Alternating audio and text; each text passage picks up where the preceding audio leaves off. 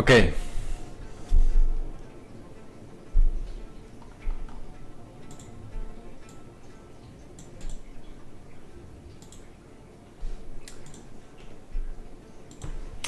Hello, good night, good morning, good evening. Yeah, back on Monday with, I've been all the weekend pushing and smashing bags of CRETE. But right now, the good news is like I'm at a stage where the technical parts start to be not so relevant because I fixed a couple of major issues about the loop of the game.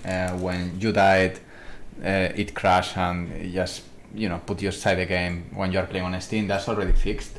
I was waiting for Unreal Engine 5.1 because there was actually an issue about server trouble that was causing our crash, and it's gonna take a while until they release Unreal 5.1 plus all the plugins updates that they need to be paired with that.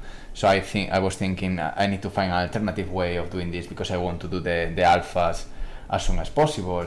And the good news is that I spent the entire weekend trying to fix that issue, and it's working. Now the loop of the game, the full loop of the game, at least in the first biome, is working. You can die, and when you die, you start from the beginning with a new procedurally generated level, all reset. You lose what you didn't could save. You progress whatever you could progress in the previous run. So that loop is already established and is working. So right now also, because it's I didn't know, it's Blocktober apparently, where people showcase blocking. I'm gonna play in the blocking level, which is one of the parallel prototypes where I can see the generation of the levels every single time I play, so I can see how it looks every time, the tiles, the rocks, the levels, and how they are generated, if there is any issues to consider, if the game design makes sense, also the look development, if looks okay, if there is a progression.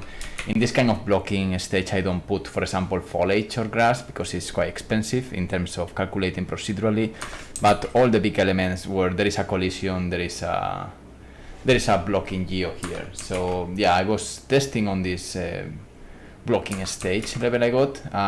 It was pretty fun. One of the things I'm doing now is optimizing the navigation mesh calculation. So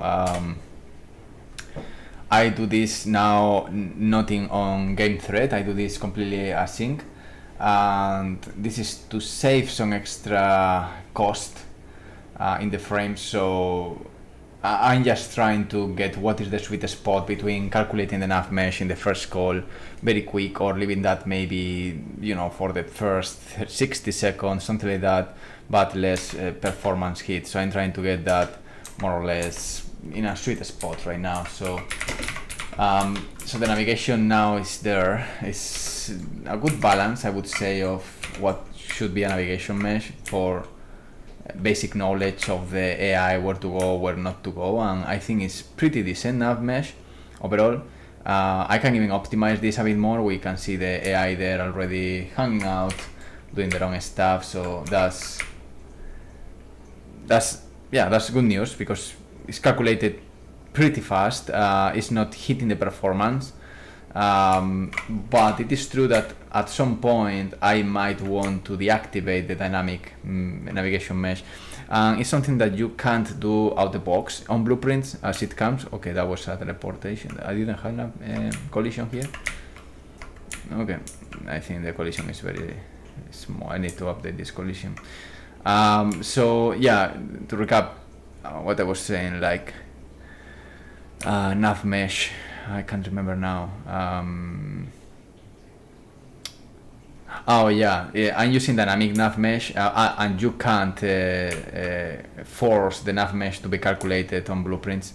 But what you can do is to use invokers to calculate the nav mesh, and at some point you can just remove stop the tick in the invokers, meaning that there is not going to be extra updates, and it has zero extra cost. So that is what is happening actually right now. The nav mesh is, if I play here, if I see the level, It's not calculated in the very beginning. It's waiting for a final step to be calculated. Maybe need to, let me just put the camera a bit higher, like so. I want to show the nav mesh. Yeah, there we go. So the nav mesh is not calculated in the first frame. It's there. You see that little delay?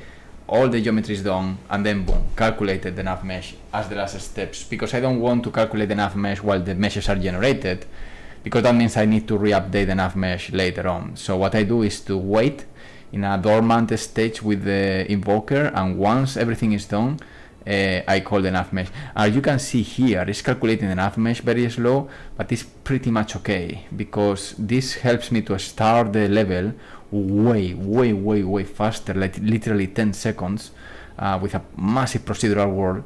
And the AI is going to be always in these borders, and in the moment you already find the AI, which you are going to be already around here, they are going to be already in the nav mesh, and if they need to calculate, they're always going to prioritize areas where you are. So that's the sweet spot I'm working now to optimize the game, considering there is procedural generation meshes, but yeah, that's more or less. So in terms of gameplay now, I adjusted the melee. It was a little bit not very easy, so let me just try to buy something.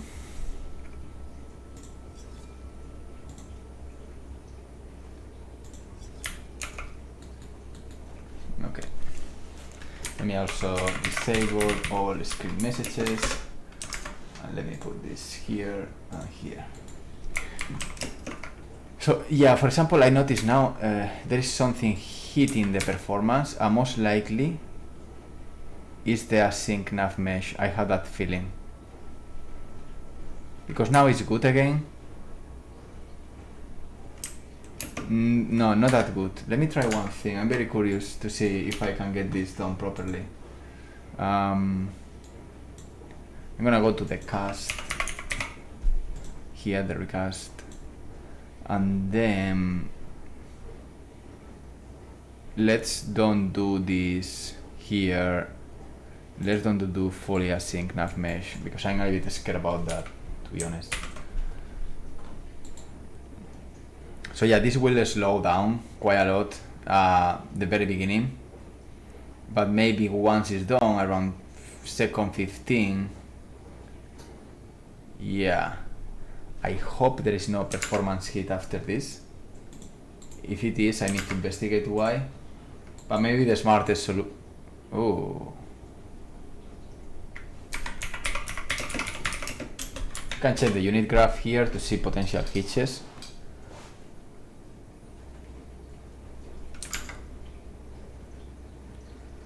Definitely something going on. That was maybe not focusing the screen.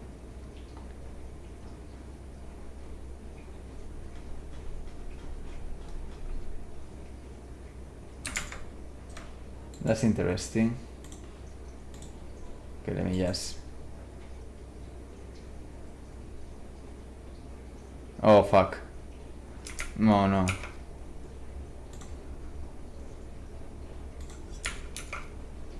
Oh, how is the sound, by the way?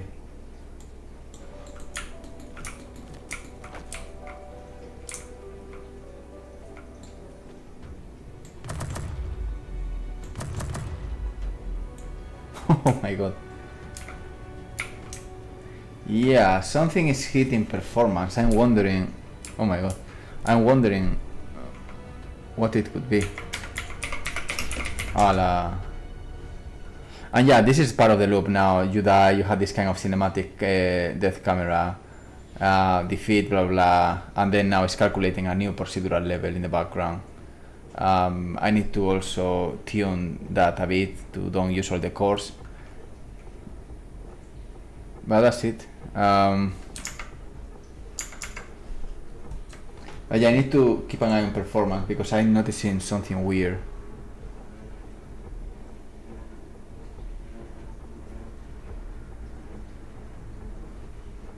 Ooh,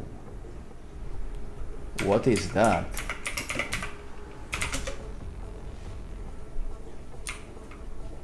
Is the nav mesh? Could be the nav mesh, eh?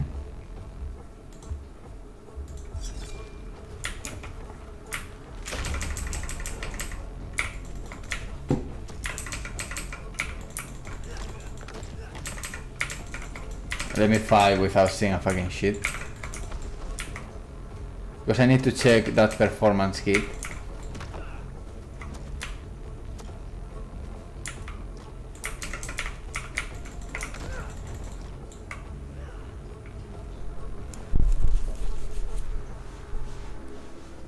Okay, let's see.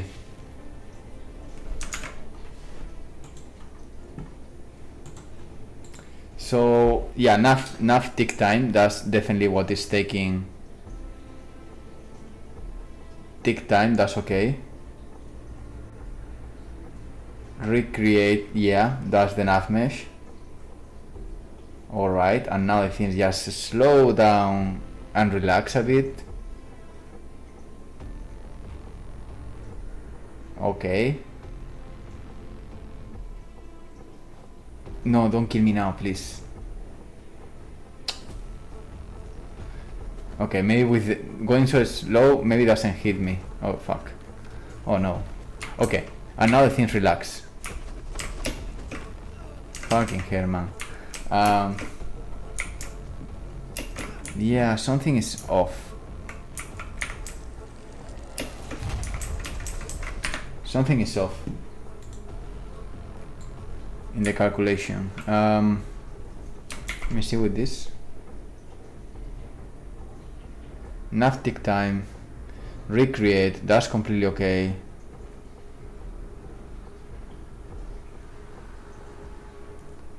And then boom, it stops. Though, oh, and then that's another attempt. Oh, that's interesting, because that is changing. Okay, let me see again. It calculates.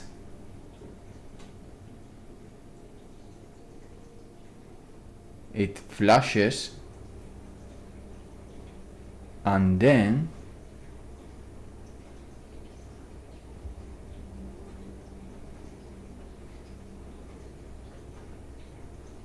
boom.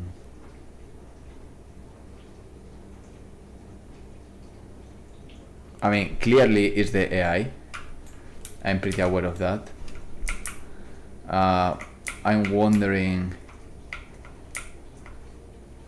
what task a part of the... What really matters is the nav tick is now off.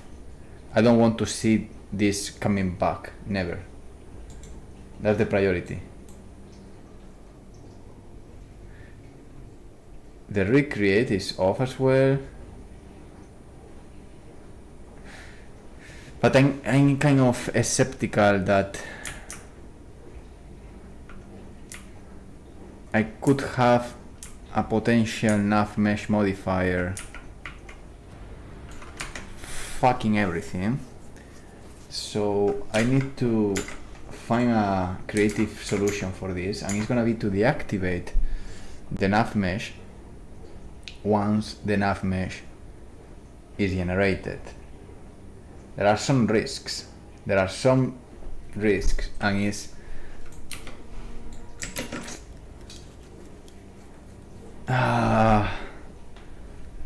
I can try though. I'm gonna go to the world generation class here. I'm gonna go here. I'm gonna try to deactivate the navigation mesh once it's calculated. So here basically I activate the navigation invoker, then I move this to calculate the nav mesh, and then I remove that from parent. But what I can do is, this is the thing I don't trust too much, but let's try anyway. I can go here unbind an event. Let's call this remove a screen, I don't care. And then what I can do is to take this and stop to calculate this. That should work. Maybe let me do this a bit bigger.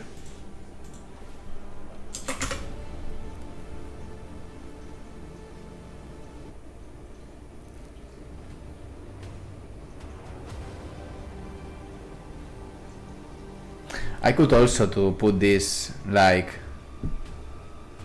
every X fucking lot of time seconds, you know? That's another option. Actually, I could just set tick. Yeah, I could do that as well. But so far what I want is to disable the navigation mesh, and then we see if this is even called or not. Let's put here a breakpoint. Let's compile. So this is gonna be called once the nav mesh, in theory, hypothetically, is done. But we need to see.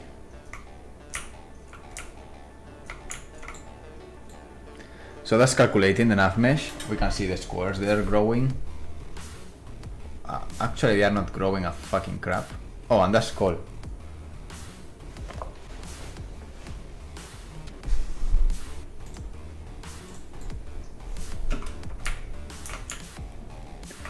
Okay, we got good and bad news. Oh man. 2 times call, and I only playing on. Oh. So if I move an asset now, it recalculates. Motherfucker. Okay, that's the problem, basically. That's the problem. We got it there. It's still recalculating. What if I destroy? That would be insane, right? It would be so fun to see that I can destroy the invoker and keep the navigation mesh.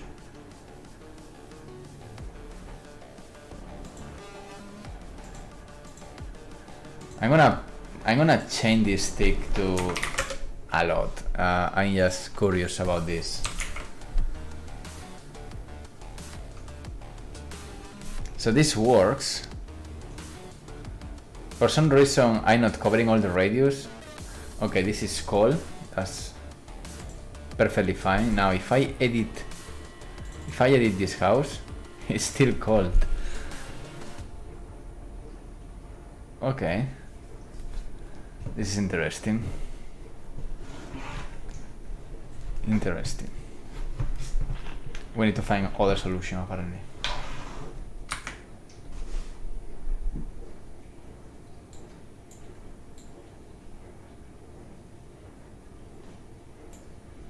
Can I destroy this? As much as I... Not in favor of this. This could crash perfectly. It's not the safest thing I'm gonna do today. Because maybe it's calculating the nav mesh and the component, I don't know. So I save.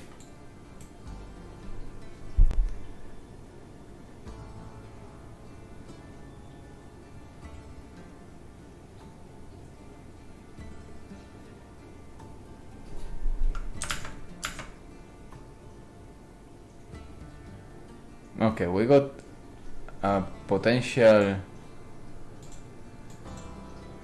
We got something here going on. Let's put a breakpoint here. Let's compile. Destroy component. I'm gonna remove this one.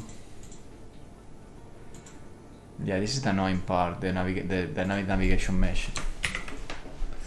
Let's try that.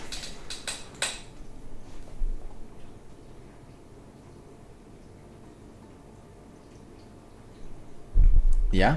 Okay, I believe you. Is destroyed? It's not.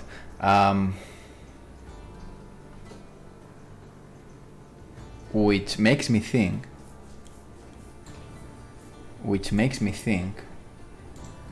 if this works now and still calculating navigation mesh means that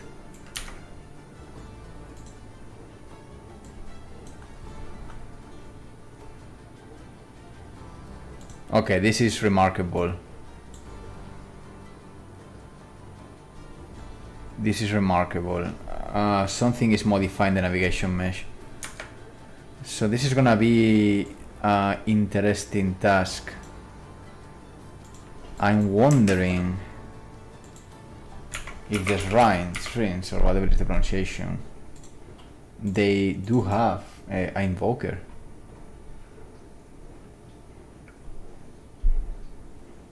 Apparently not.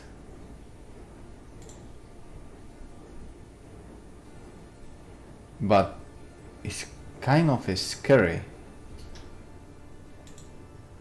What if ancestors?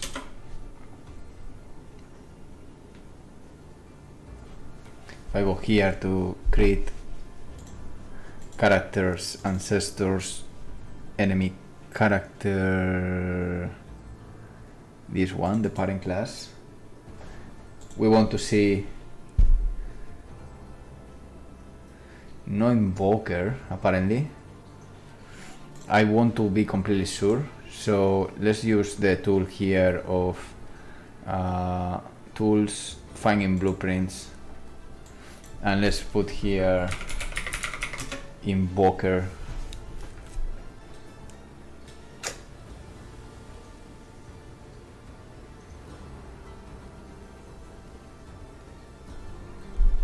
This voxel. Oh, baby.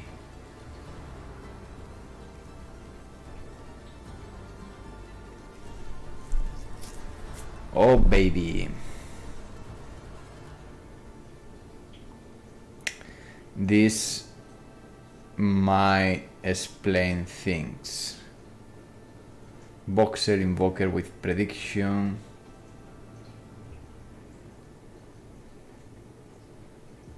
I don't care about this one. I might care about this one.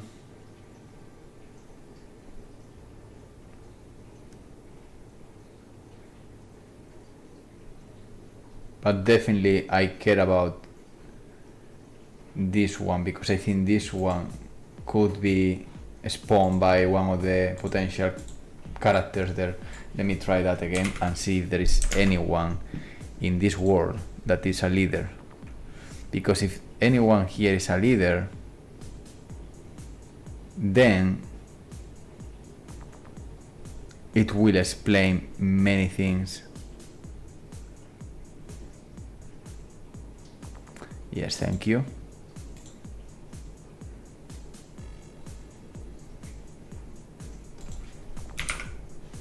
Okay, that was calculated 2 times, which makes me think something modified that. Is anyone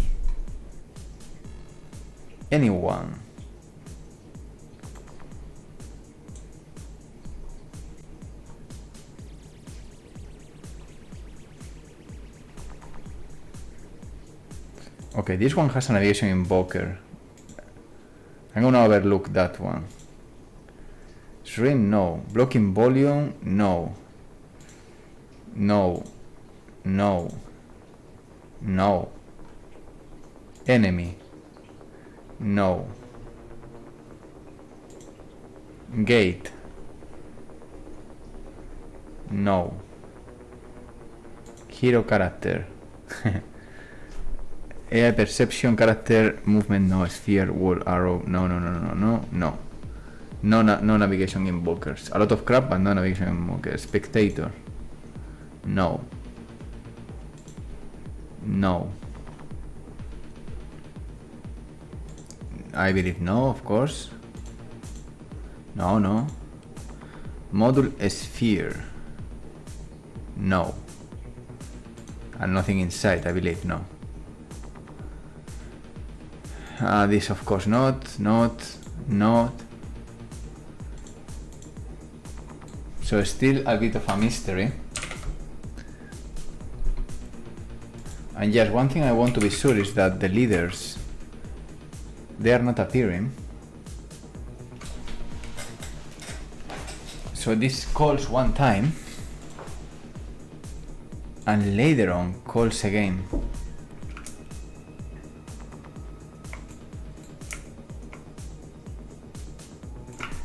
And that second call, we need to observe this carefully. Happens just when the AI pops up, definitely. So we need to see this closer. And we need to go to one of the potential shrines there to see if there is something particular.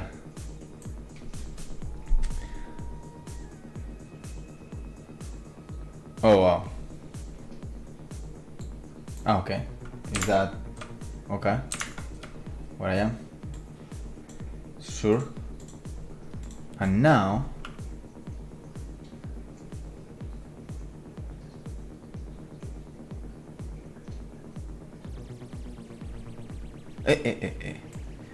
that second hitch.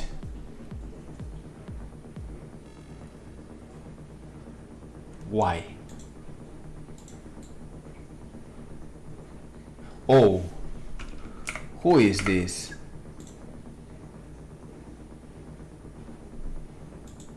But not leaders.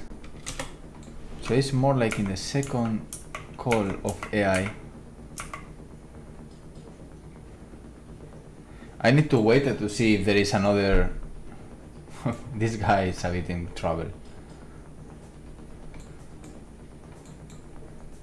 But they usually find their way.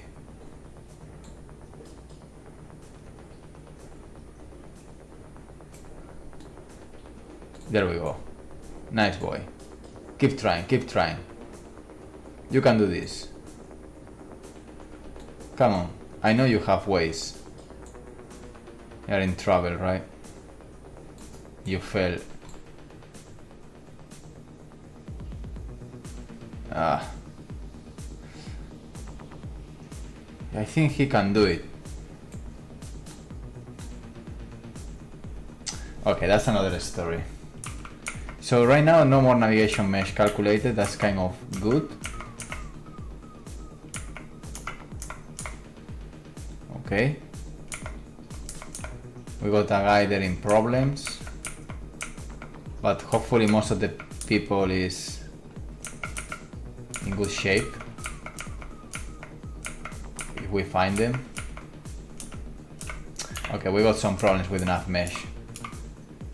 I think I stretch too much the width, basically the volume, the size of the cells.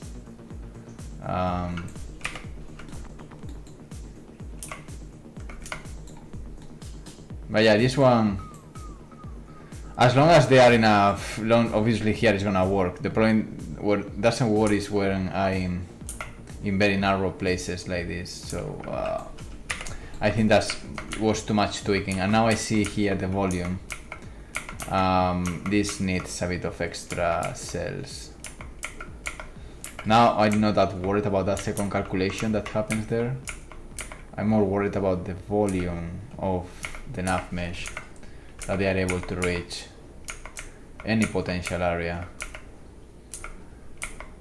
This guy's oh, he found a way. Okay, I'm glad about that. Okay, that's good news. They find a way eventually. That's kind of good. So no, apparently no more AI stuck. Hopefully. These areas are very dangerous. These kind of things here for the AI. and you need to do some tricks to when they are in an area where there is no nav mesh, they try just to I move them manually using some root motion, even teleporting in extreme cases, obviously no in front of the player and things like that, but always playing around with techniques to put the AI back to the navigation mesh. But yeah, here I don't see anything quite dramatic. So even with that, it is true that this leader has a navigation invoker, which is fucking dumb. So let's remove that. Let's see if on here we got something. So we got, this is voxel, navigation invoker, character enemy 2. I'm not using this guy. Character leader or leader? Character leader, yeah. Voxel, navigation invoker, intro demium. I think that's okay. That's okay. Okay, we are okay. But I'm still wondering why I can't destroy the navigation invoker. That's something that is pissing me off. That I can't do that. Why not? Why not? Definitely, why not? So here, if in the world spawner, can I, for example, what can I do with this? Replace area of 3, register navigation invoker, unregister navigation invoker. I love this. Hey, what is your problem, man? Pero tío.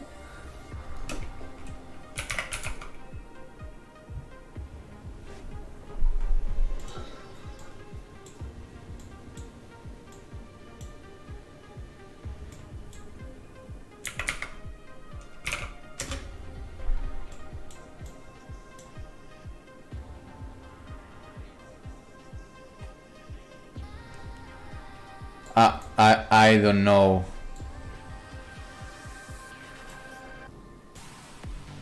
don't know. Okay, let's keep investigating. I like what I'm seeing here.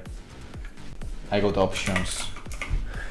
Is navigation being built? That's a cool one. Is navigation being built or locked? Okay. Get navigation system. So I can get the navigation system from the navigation system.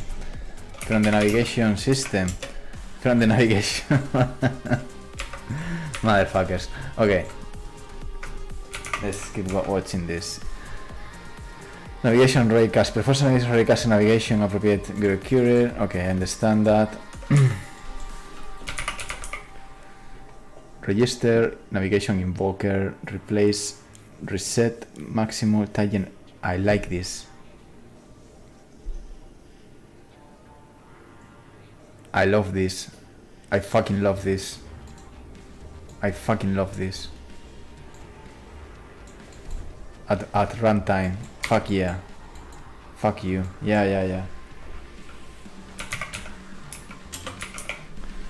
Get random location, navigation raycast, register navigation invoker, and register, reset, set maximum simultaneous tile generation, jobs count, and register, bind, finish, unbind event,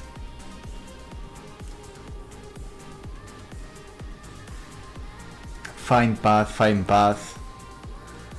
get is project. Alright, I think this is okay. Maybe I need to update this.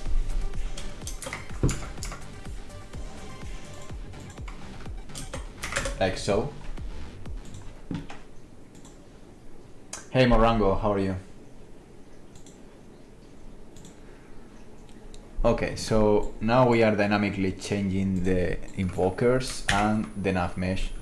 So let's see what is going on. Calculated. I'm still wondering why it's not reaching in some areas. This is... Oh, okay. That's cool. That's cool. So now if I change a house... Yeah, it's cool because it's only doing one task at a time. So it's not... I mean, it's hitting performance though. More of... But... So, what is the point then?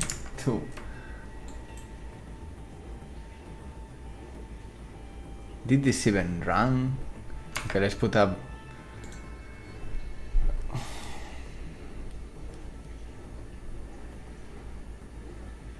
If I put this to 0,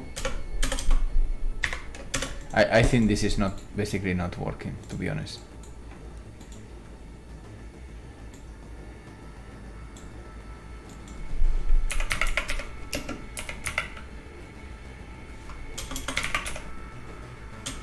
Nah. Okay, I'm not sure.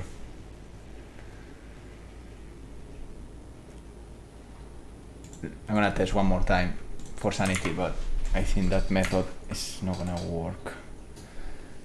So all coming nicely. I'm still wondering why it's not covering all the area. What is so special? Okay, this is called list,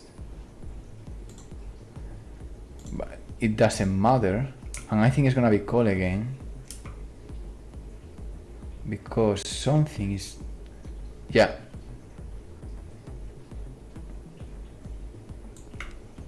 What is actually that second?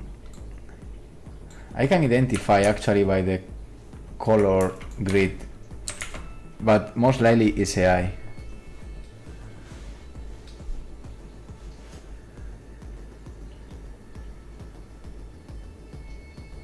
Correct.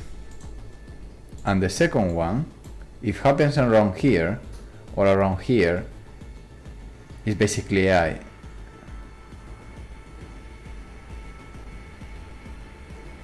Yeah.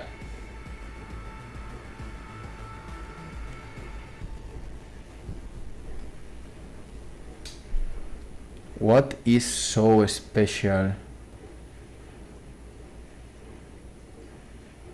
What can affect navigation mesh in the characters? Do they have something that affect? They shouldn't.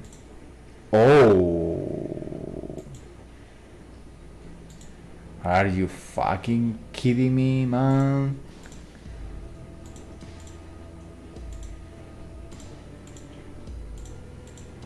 Dude, that was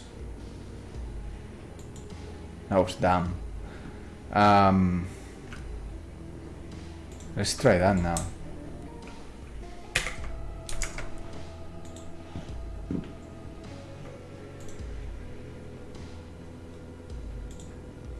Okay, first round. Okay, fine. Now we wait when they are spawned.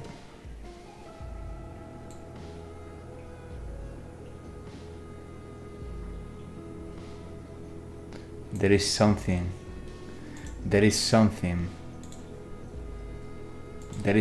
affecting the navigation mesh.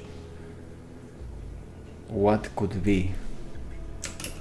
Let's revisit. How can we... Let's see the rims. So the rims are basically one of the many spawners.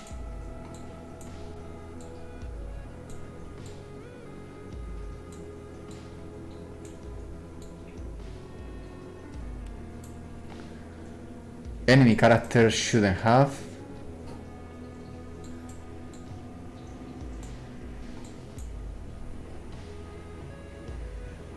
I'm wondering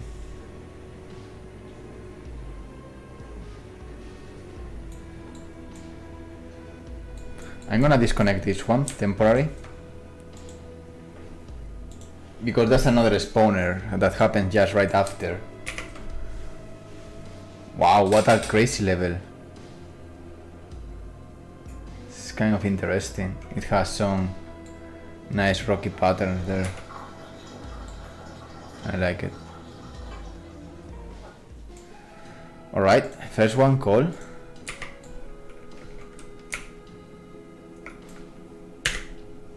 And again. Okay, we are getting close. I mean, I'm just encircling the problem little by little. Let's disconnect this and let's test.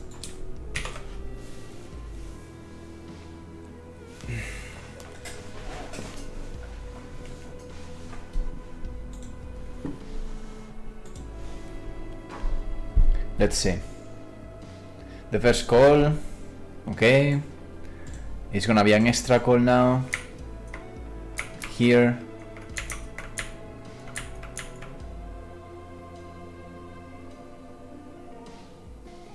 No more calls. Okay, so we know what is happening and where is happening. Basically, it's when the AI is spawned. No problem with the X. I don't know if I move a egg. I think it's gonna be a problem. Most likely not. Oh yes, okay. But that's interesting. I should remove that from effect.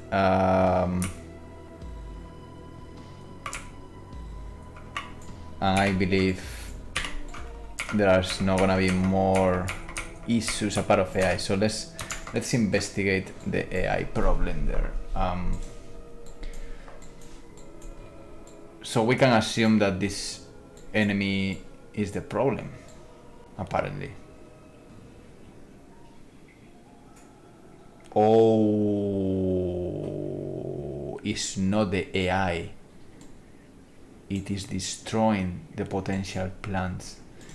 The fucking plants, dude, are the problem here. These motherfuckers are the problem here, because this is, as I can imagine, affecting navigation mesh. There we go. And you need to be, with dynamic navigation mesh, you need to be extremely careful, because by default many things affect the navigation mesh, and if you forget something, it can be completely overlooked. Like, what is affecting that? That's correct. Now let's see the nav. Come on, man, don't be that kind of human being. Okay, if I move now egg, okay, this plan maybe went wild. Let's move egg. Nice. Can I no, okay, that's okay. I don't want to destroy it. I want that to be destroyed as should be. So now I'm gonna reconnect in this ring, or whatever is the pronunciation of this beautiful place. I'm gonna reconnect everything as it was before. These are like stabilizers of difficulty, basically. They spawn AI depending on how much time you've been in the tile and what difficulty you are in the level. So they are very important pieces of the level generation. Key elements. Okay, so now we see this, we calculate.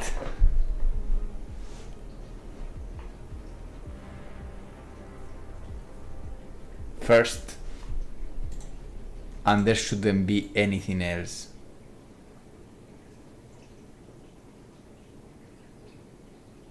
It's scary though, eh?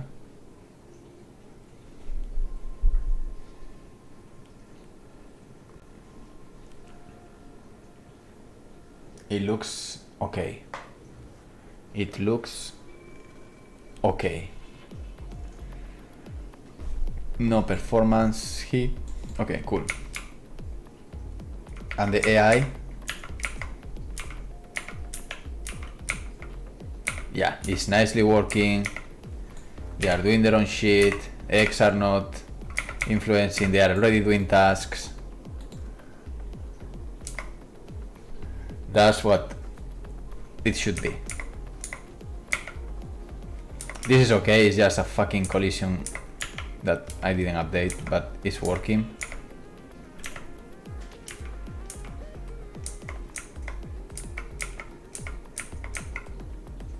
Is this guy working as well?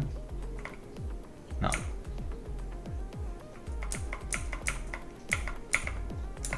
And these guys are waiting for me. That's okay. Nice tree there.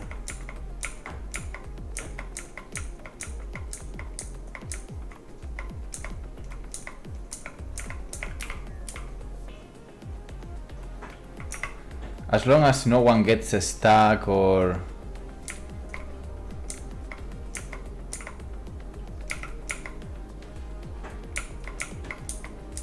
big guy.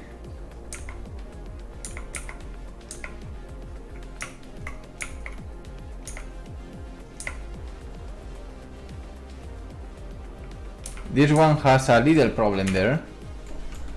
I'm wondering, yeah, it's trying to get the corner and doesn't have enough slope, I guess, but I mean, he changed his mind. That's cool. Yeah, I got a system of backups or covers or whatever you wanna call it, like safety, sanity or whatever, where if in a specific time they are not able to move, they try to find another spot until they move. The more they wait, the more they try random shit until at some point they start to jump, and that usually helps a lot to move them to a new place.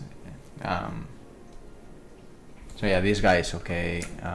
No one is stuck so far, or not for a long time.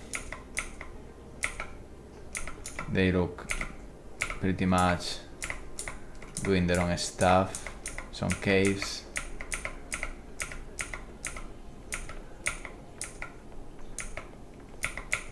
Also, now there is a dynamic daylight system. So at some point the things get darker. I don't know why I'm here, by the way.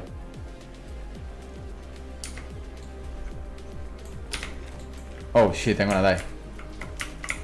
Let me just run away. Oh, I died, okay. I died in fast motion. But yeah, that's working. Now is the moment to test this properly, so I'm gonna go in play mode in the gray box here. Yeah, so I think this is not the best level generation, but good enough. This looks pretty fucking smooth, despite the crap. The camera, for some reason I don't understand, is there.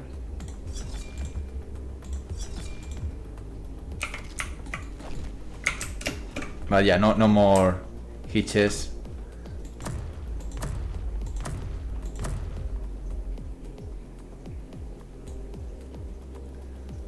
Oh, you see, this is one of the problems. The nav mesh. Why? Huh. And why on hell you don't want to go?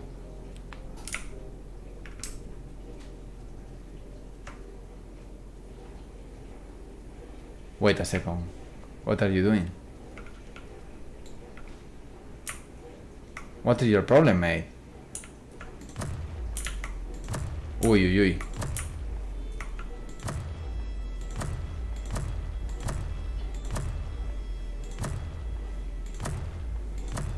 That's not even doing hit reactions. That's weird. It's only that one. I think I break something. I think I... Oh shit. One second. Yeah, it was that one. I don't know why. Maybe because it was the nav mesh not yet there.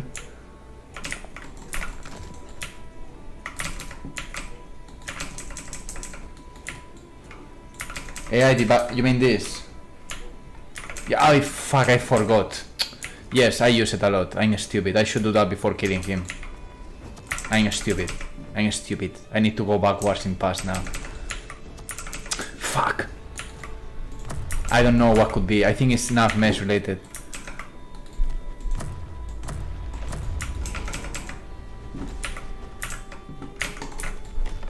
Oh, whoa, whoa, whoa.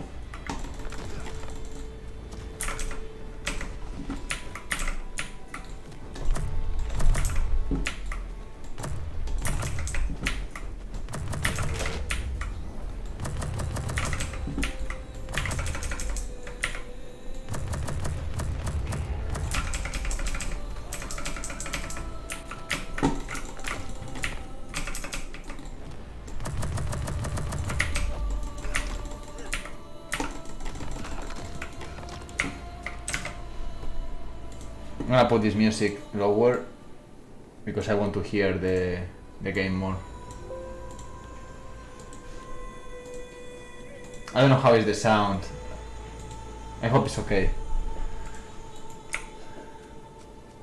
I'm gonna check this again to see if I find a funny guy before the nav mesh is related with that or not.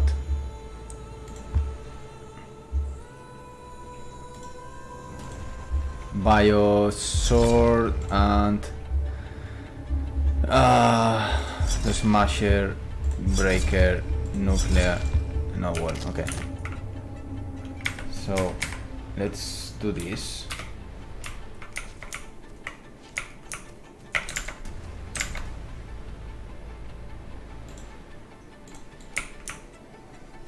Alright, let's try to find a victim.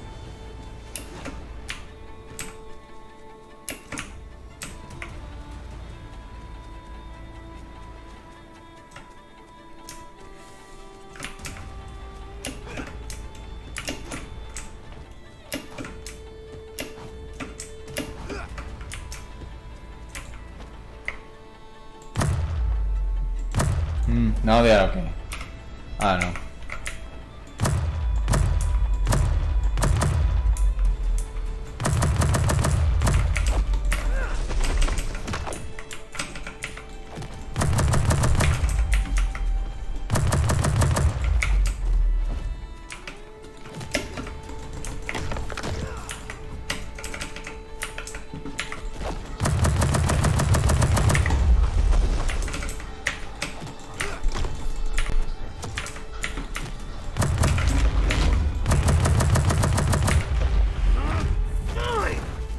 ¡Oh, qué perro!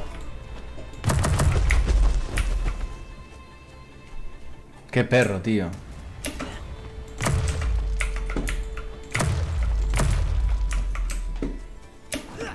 Still a hitting performance, I'm not sure. I was 70 FPS, and now I feel like I'm 30 FPS.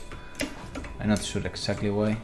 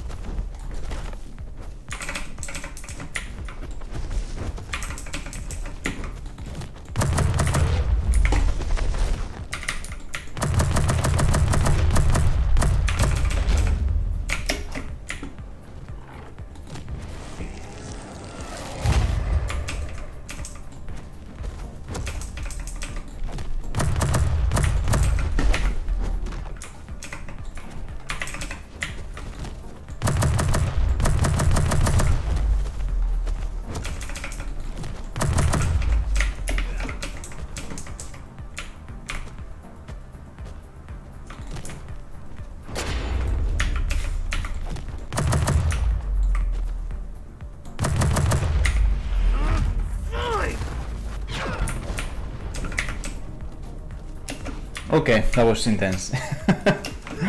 But I made it. Stupid spear there.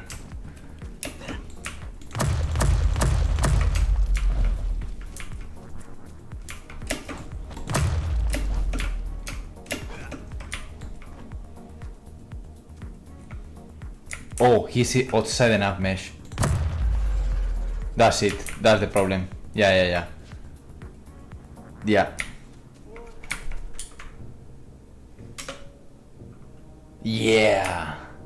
Yeah, that's the problem, man. They are completely outside. So that's something interesting. I don't know.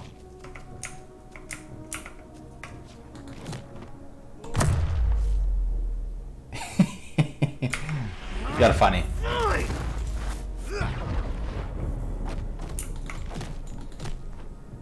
Yeah, they are outside enough mesh, that's why.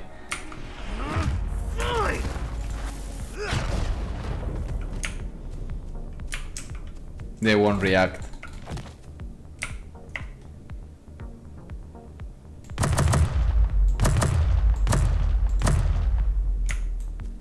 Oh, this one is looking at me, but doesn't want to stop.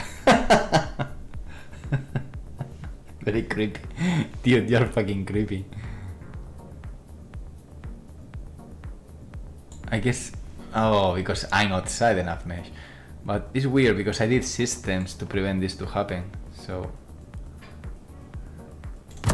I don't know why it's happening.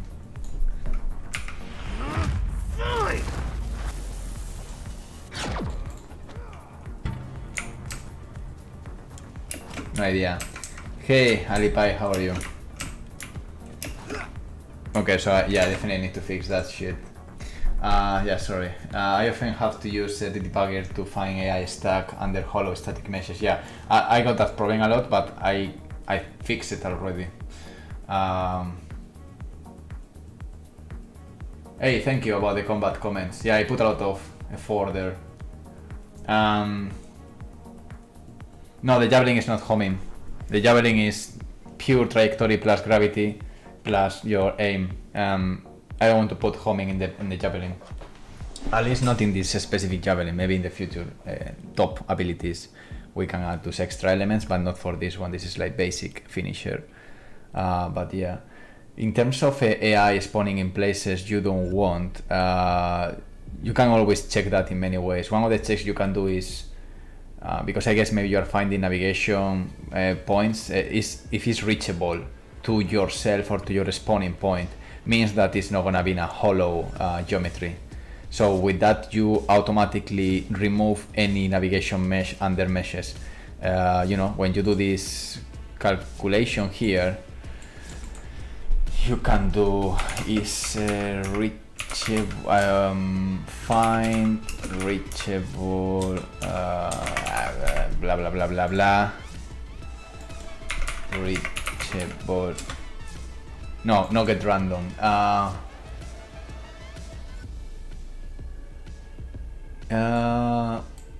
Get random.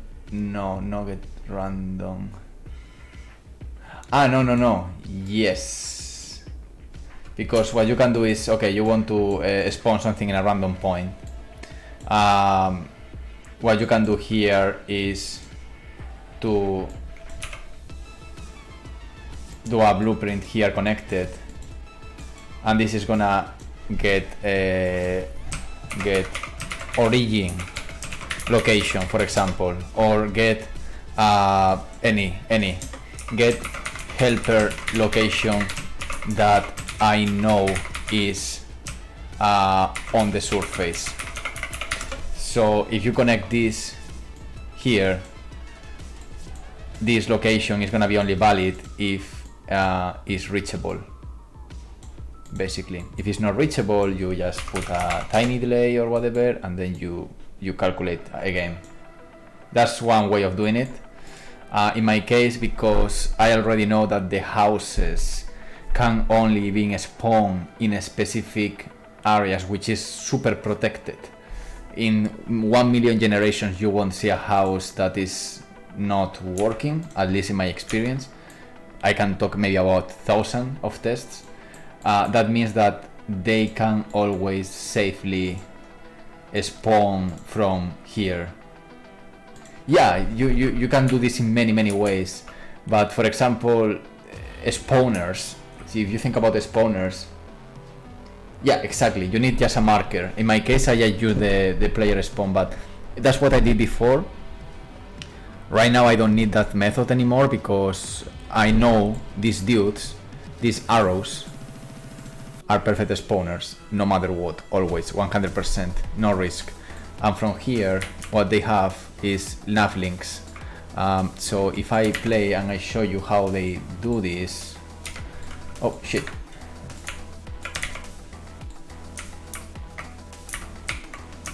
So once they have the nav mesh ready and they are spawned, okay, let's play. They will always find a first point to leave, and sometimes they even jump like that. So they are always safe. Some of them decide to stay just to protect the eggs, but most of them they just start roaming. This one for example, for sure he jumped from here. Jumping is complicated though, with AI, and that's 2 hours walkthrough of how I did the jumps for AI. It's not easy because they will get stuck in the limits of the navigation mesh, so you need to push them with root motion, and after the root motion you just put the jump, you just make them jump, but you need to put them outside the navigation mesh first. You need to put them outside the logic. Yes, I do that with nav links, and there are some nav links, but the problem is I do a procedural mesh. So for example, I can give you an example. If I play, I can show you. Oh fuck. I don't know. The AI here, he has nav links, and I think he's gonna use one of them. But, okay, here is not. Oh wow, that was a big team. Yeah, here they're gonna use nav links. That's okay. They're dynamic and they are jumping there. That's pretty alright. The team rocket. The problem is that could be that the AI is here and you are here, and there is no nav link for a hierarchical instance mesh. I don't know where this is gonna be. Yes, I could fucking raycast nav links randomly around the map, but it's not efficient, it's not productive, it's quite random, full of unpredictability and problems. So what I do basically is to calculate the difference of set value in other circumstances, and if that is completely true between the target they want to go and themselves, then what I need to do is to push them. If they are here, I need to push them here, and when you push them here you just can use root motion or a jump, but the problem is if you ask them to jump here, they are not gonna jump outside, no matter what, no matter how much force you put, because they don't walk off ledges. Even when they do, the jump limits them. It's a little bit of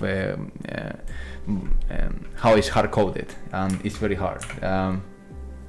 So I mean, it's hard to find a situation like that, but it's working. Maybe if I find a cliff, I go back, you will see how they jump. Sometimes could fail, but they will keep trying. So let me see if I can just aggro one of them.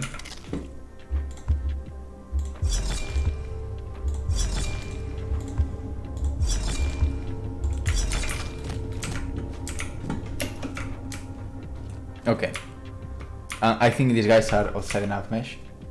Yeah, because you see, this is the problem, man, that when they are in these corners,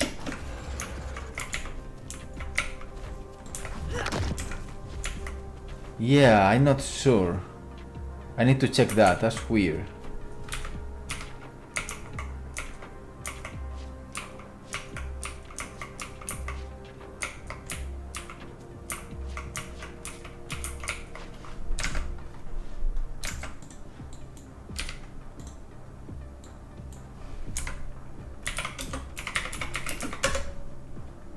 So this is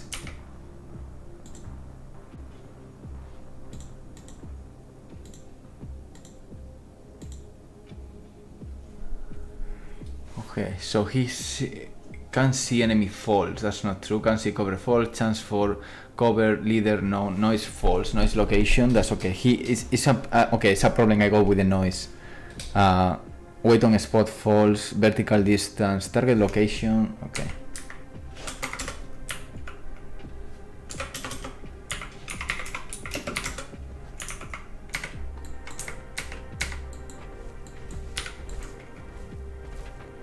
Yeah.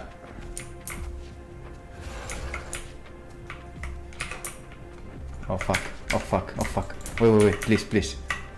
No. Come on, man. Joder, tío. Okay, let me just reset this. Oh, I see. I work in the jumping different moments in different stages.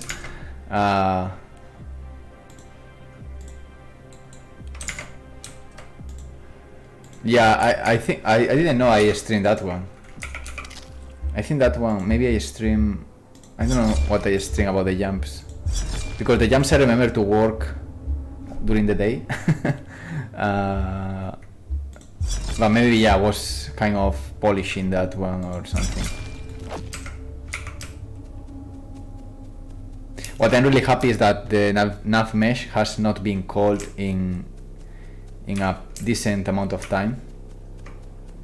Yeah, I see. The noise is broken. They heard me and they keep walking now. And if I shoot them, they want to go to the spot. And until they don't go to the spot, and then they stuck there. Okay. So yeah, that's and they don't fight.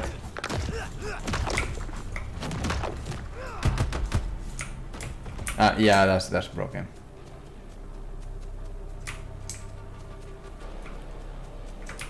So if I'm able to climb there, okay, cool. This guy wants me. Let's see how much I can push. So for sure he's gonna jump here with no problems. They do that pretty well. Oh, this is a good example. You see that little push there? That's fucking hard, man. That took me a lot of time to figure it out. Like, why the fuck they don't go down? Olo.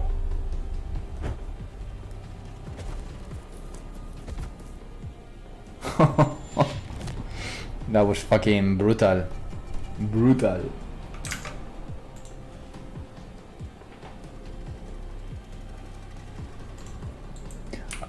And this is cool because it just makes the level quite fast right now. I'm wondering what is taking resources. I think it's this guy maybe in the background. What if I close him? Oh, maybe this guy is open. I feel like something not snappy as usually. No. Something is taking resources. What the fuck? What?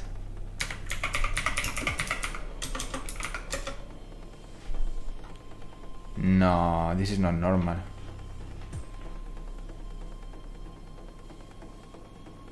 Oh, it was the nav mesh actually. Okay, fair enough. No, something is off. Oh. What is that? Hey, it happens after the second death?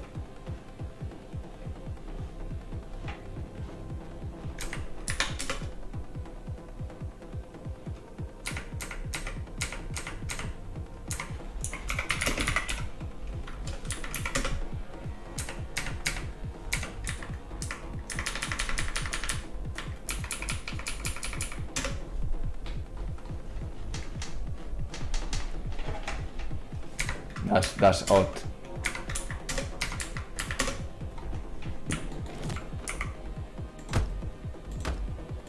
Okay, definitely I broke something, I'm not sure. Yeah. They don't care.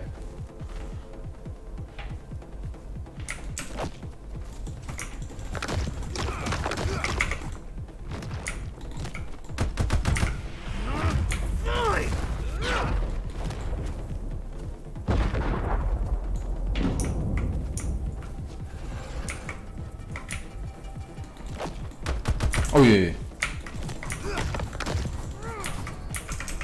Yeah, there is something hitting performance. I'm not sure what could be. Oh, I'm an idiot.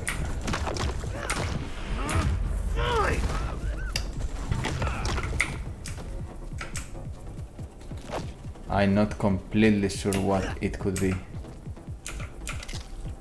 Oh shit. Oh shit, this button is very low.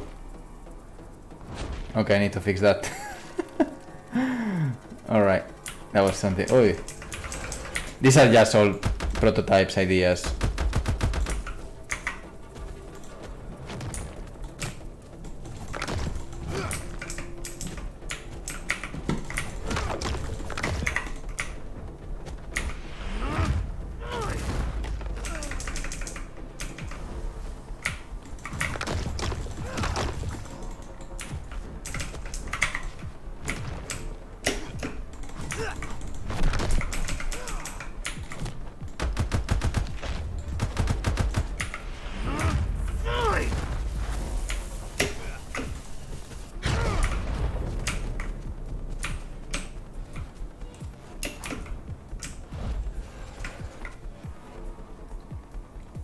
Ooh, you see, he almost don't do it.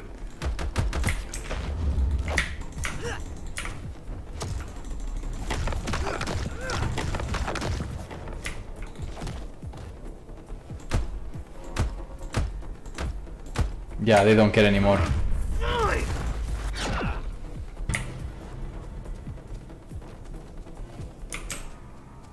They don't care anymore. I need to fix that crap, man. I think it's the... I don't know what it is, to be honest. Okay, I wanna fix that, because otherwise it's gonna be a fucking pain in the ass. Yeah. First time I saw Death Camera. Oh yeah, that's a new camera, yeah. It's fucking crazy. I mean, there are some crazy moments. Let me just get killed. It's one of the... These kind of breaks I do of network replication and bugs. It's like doing some creative stuff. And one of the things is the death camera. The fun thing of the death camera when you're playing cooperative is like if someone dies, the camera of all the players go to the death camera. So it's always like embarrassing and awkward. And you die in very embarrassing situations. Similar to Spelunky and this kind of games where you always die in a fun way. So the death camera is a thing. Yeah. I don't know. How can if I kill by... Let me see. Come on, man, just kill me.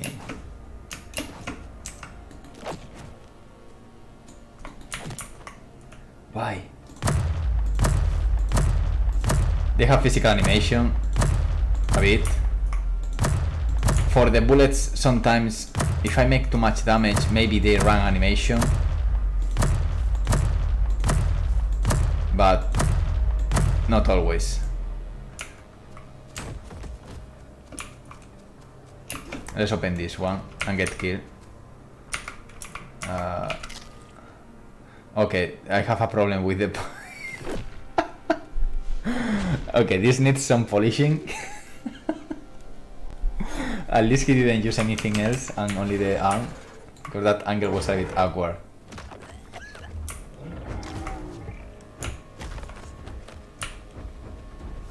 Oh, okay, this death camera is not the best. Could be better, could be better.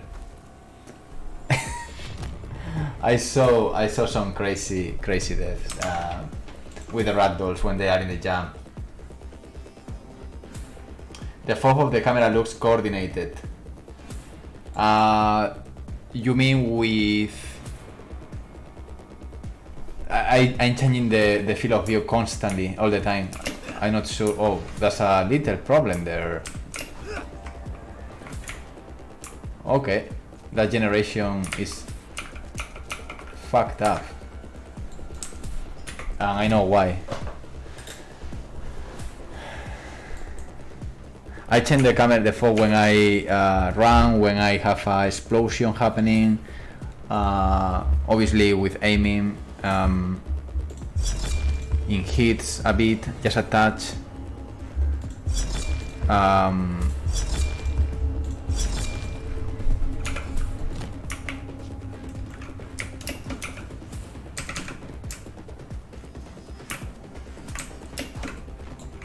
Like for example, if I start running, you will see how the camera starts to fob a bit like that, and then comes back to normal.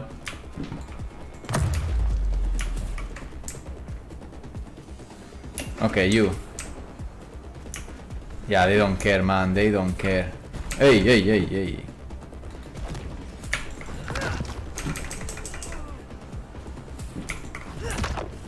Okay, let's get killed with glass.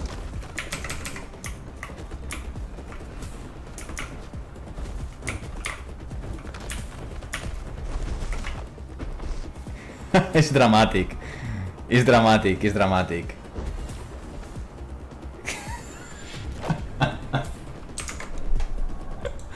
It's a bit too much, maybe, because sometimes the camera, the guy is rolling, and sometimes it's not the first time. It happens a lot. I don't know why. The camera is just basically pointing to the ass. Oh wow, pointing to the ass. It's pointing to the ass. Okay, I need to be careful with the second generation Untitled face, and it's kind of very maybe stretching the line of correctiveness, you know. But I can't control how the ragdoll is gonna look. They have an animation, obviously. When you are in pain, you crawl, and you just put like a fatal pose. And I got that animation running as a motor ragdoll, but also provokes. If you are rolling, they are gonna show the fucking ass. Yeah, that's dangerous.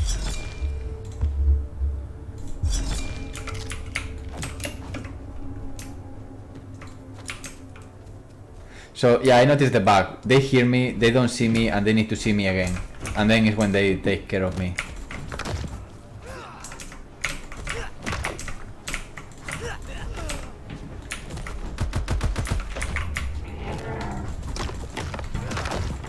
Also now the energy you have, that you can see also the suit change the color and glows more.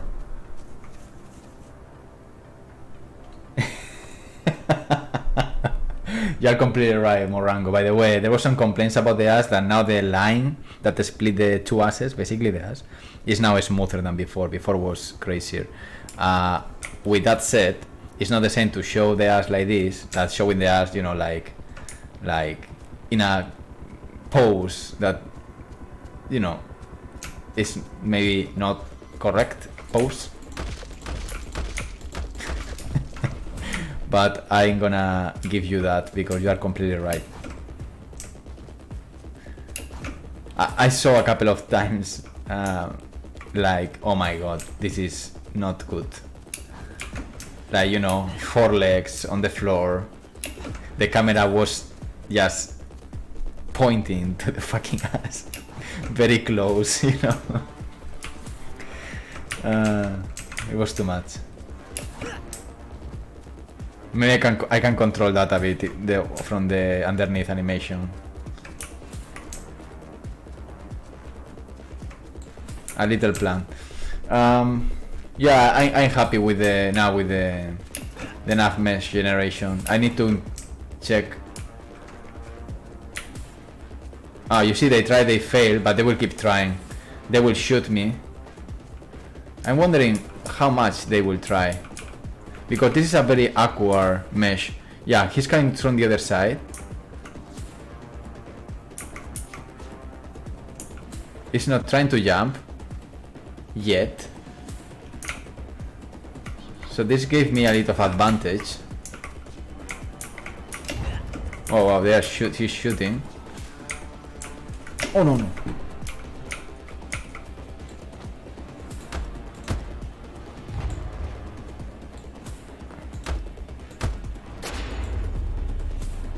Yeah, these guys are broken. Let's see why. Joder. Fuck.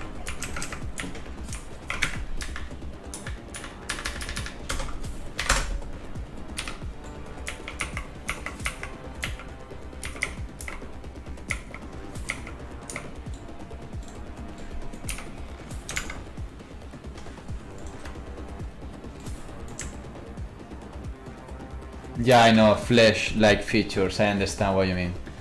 And also how much gore you want to go, you know?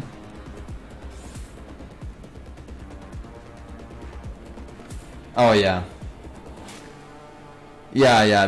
There's gonna be a lot of 18 years old, uh, 18 years old content in this game that is about flesh, biopunk, you know.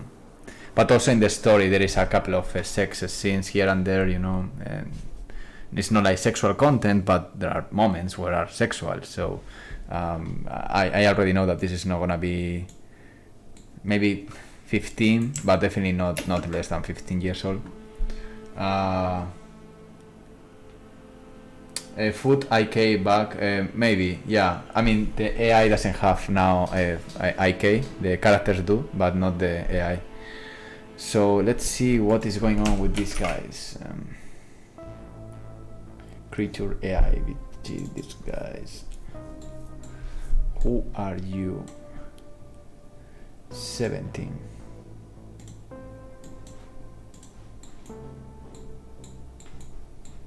Okay, he's flickering everywhere.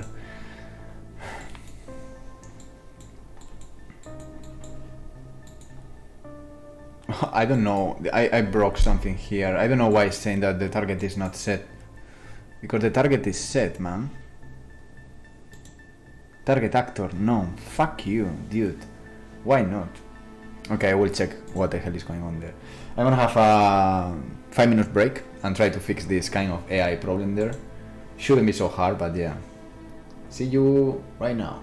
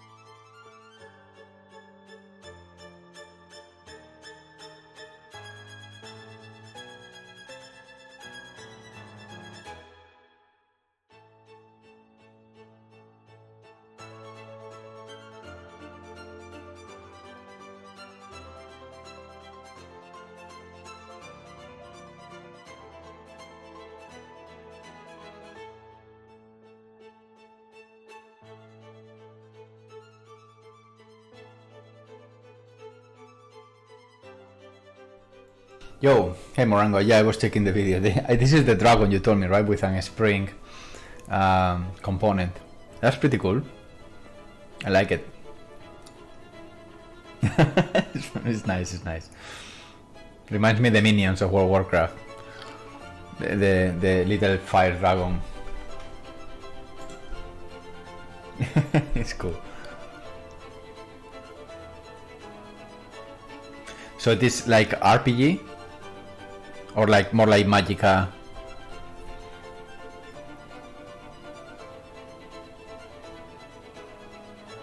Nice.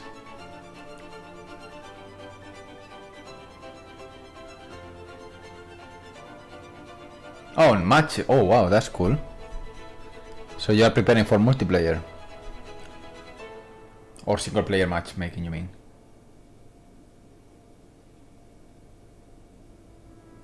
Arena style. Oh, wow, yeah. I hear you. I'm sorry.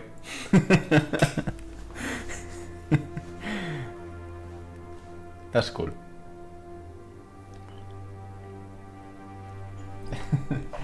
I'm sorry for the multiplayer.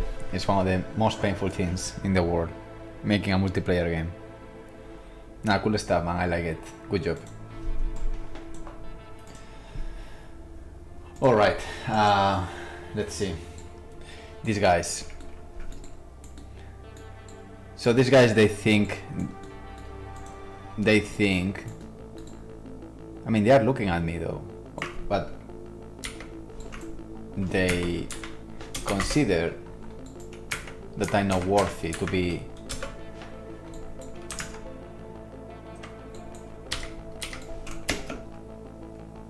okay, whatever. So there are different options here could be happening. One of them is in the controller, most likely, because I was playing around with the controller. That's why I'm going directly to the AI controller. And this controller is not as clean. It's not this clean. This is the creature. We don't want that one. We want this one. Alright. So when they see us, the first thing they check is basically the perception strength dynamic. They have a dynamic perception strength. Let me just put the music lower.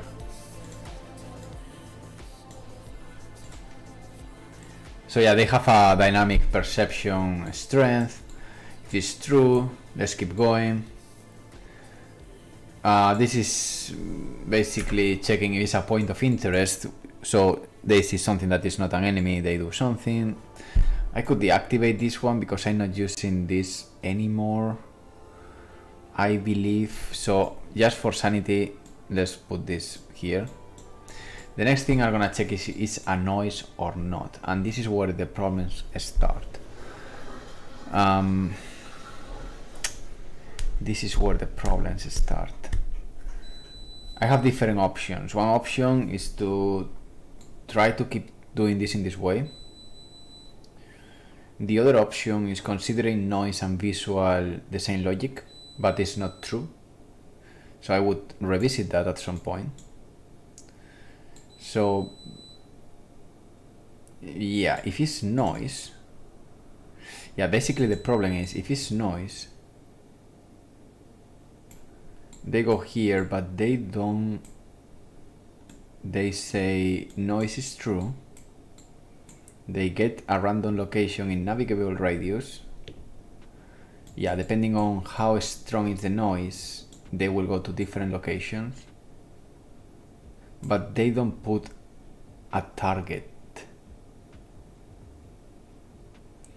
They don't set a target, so they just go to the location in a random, depending on the strength of the noise. They go very far or very close of the noise location. Yeah, noise location here. If it's false, they try again until they find a point, but they don't set the target.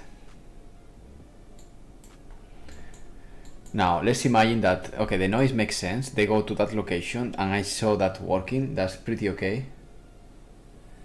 Yeah, there is a waiting system. The waiting system doesn't happen here. The waiting system happen on possess here.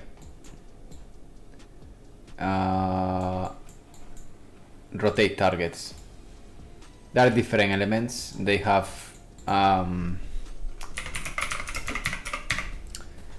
get player data by actor. So they have here data distance, the threat, the damage dealt, the sightline, and the aggro value. Right now I simplify a bit more, but basically they got values per actor, and then they choose in every between 4 and 6 seconds. They usually change value, they change the target if they consider it an option. They have shortcuts to change the target. Sometimes when I have events here, like, by the way, it's an event I should check, which is consider priority target, which is when they are hit instantly. If I'm calculating a vector here, yeah, because they have him in the face, in front of him, they decide this is a priority target. So there are some kind of corners in the AI system. It's not just a rotation, it's also different things could happen in the combat that the AI is gonna... I don't want the AI to be predictable, so they do some kind of random moments here and there. So yeah, here this is okay, it's in the perception. So let's imagine it's not a noise, it's a visual. So this goes here if it's a player and is successfully seen. They invalidate the timer. This is basically a way of chasing you, and this should work here. They should set you as a target.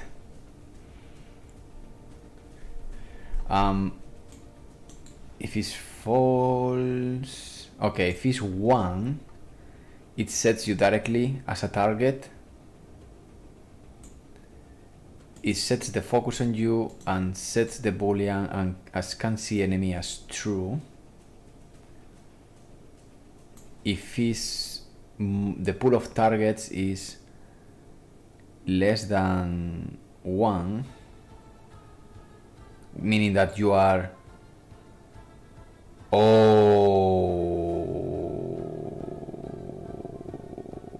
I see. This doesn't go here. Yeah. Why I'm so dumb? Yeah. Okay, so let's see. This is the difference between the AI sees you first time, or the AI is already in combat, or they already saw one player and now they see a second player. To don't jump to the second player so easily, they go to a pool of targets here.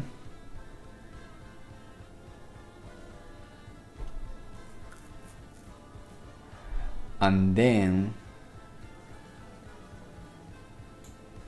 you know, even if they are in a pool of targets, yeah, this is the problem.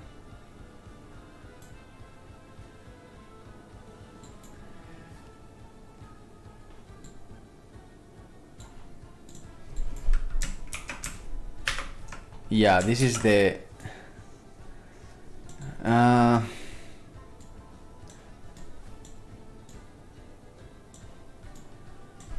this should go here. The what is the blackboard value goes there.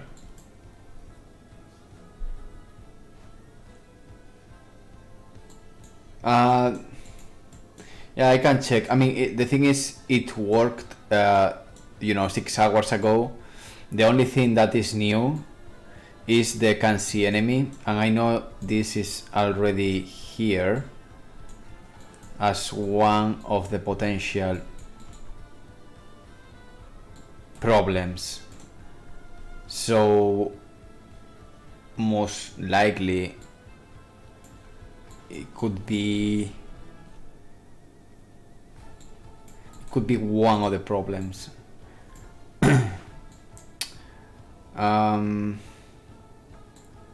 So once this happens,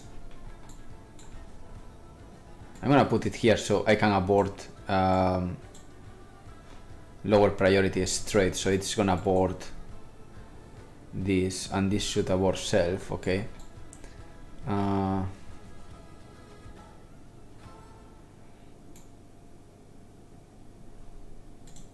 And this is something that I don't need.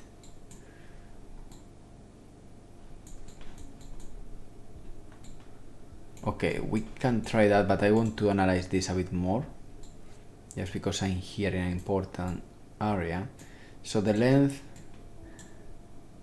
if it's the pool of targets, if it's only me, it's gonna directly set me as a target. What I'm gonna do is to put here a print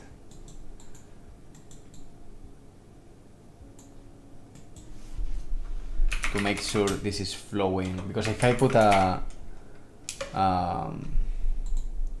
breakpoint, it's gonna be spamming me all the time. So let's get a reference of self.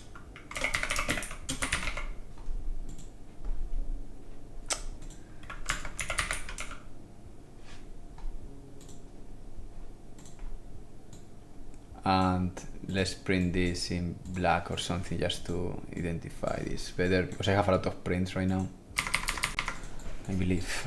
Okay, so this set the focus, this set the eye as in combat, and this set the value as target actor, so this becomes true, and also it keeps flowing this as true as well.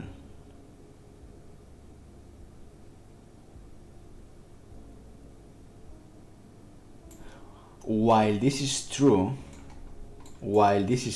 now I see a potential problem, which is, let's go, can see.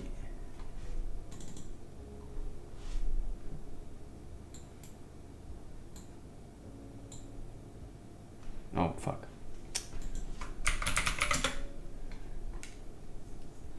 Okay, can see enemy. Oh, really? Okay. What is the can't see enemy? Okay.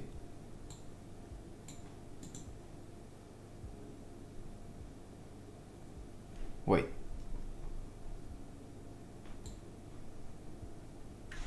Okay, this is a timer to forget them. I separate them in two right now.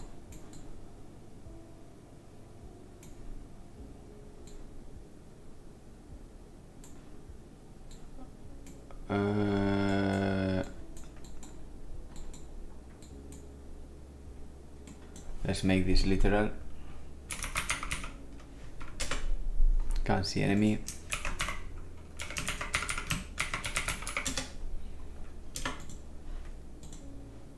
Okay, we can move from here, I guess. Hey, yo, what's up? Hey there, good evening. Hola, hello, buenos días, good morning, Alvaro and company. How are you, Morcillo? Sorry, you don't mind me asking, did you follow any tutorial for the vertical AI jump? I'm using nav links, but dynamic dungeons are a challenge for the nav mesh. No, I didn't follow any tutorial. I can quickly show you.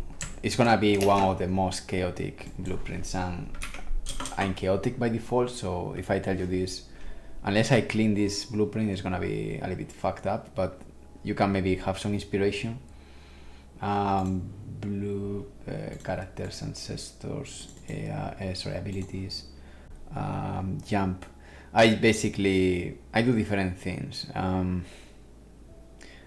We got this first, well, or later. I mean, it's not super chaotic, it's just convoluted spaghettis. It's not very complex, it's just hard to read. But for the jump, I got different circumstances where I want the AI to jump. I think this decorator. This is a composite rule basically, and also I put a cooldown so they don't go crazy. Could put this 1.5 to be honest. This basically does the jump in most of the cases. I'm gonna put an spear. Sorry, just because I'm here now, I want to give them more organic feeling. But most of the cases they will try to jump. Two options where AI could jump. I mean, there are more options, but these are like the most common ones. Is there is no path. The AI doesn't know how the fuck to go from themselves to their target location. And I do a hierarchical query. You can do array cache, but if you have dungeons with a lot of different floors, the array cache is not gonna work. And you can use any target location. In this case, I use the target location and use that as a placeholder of the vector. You have the target as an actor. Then I check that this is with gain ability system. Basically, I'm checking if you are already jumping, don't jump because you are already jumping. Stop jumping. Also a cooldown just in case. Sanity checks, redundancy, but it's important sometimes. And the distance is something less than 6,000. But what really matters here, the first one that triggers the entire logic and the entire different decorators, the one that actually is gonna be read the first is like path doesn't exist. If the path doesn't exist, boom, jump. That's one. The second one is more path exists. We are all good. We can fight. But there are a composite here. And this composite basically is checking. I need to go to the service actually. Let me just go to the Blackboard. So in the Blackboard, in the service, one of the things I save is the vertical distance, I think. Vertical distance. Oh yeah. Basically here I just subtract and I get the vertical distance. So with that vertical distance, later I can decide in a decorator wherever I am. In this composite, I decide if it's greater than. These are like different circumstances because sometimes if you are very high but you are very far, doesn't make sense. Yeah, it makes sense, different moments, like the distance is this but the vertical distance is that, or this and this and this and that. So I got here two different values. One, you are closer but not very high, or you are far but very high, all the potential options. Far and high, far and low, close and high, and close and low. Depending on that, it's going to be true or false to do the jump or not. And then the jump is a gain ability system. This is more hard, it's harder to read, but hey, Pack Life Studio, how are you? So don't mind my spaghetti. It's just because, as you can see, many of them don't even go anywhere. I just struggle a lot to get this done properly. So out the box, the navigation mesh is gonna don't let AI to jump off. Even if you put don't walk off ledges, it doesn't matter. The navigation mesh is their hard limit. Nav links, but as you mentioned, nav links in a procedurally level generated are not always that intuitive. You can have modules, but if you are working with hierarchical instance meshes, you really don't know where to put the hundreds of nav links. So the only trick is to push the AI outside the nav mesh and then do the jump. So basically here I just do sanity checks, like if something doesn't happen for any reason, just finish the ability. This is something that needs to be done in game ability system, doesn't matter. Okay, let me go to a place where it's kind of readable. That can help something, because reading this is gonna be a pain in the ass, and I could clean it, to be honest, at some point. It's one of these classes that I just wanted to make it work. Okay, we can go backwards.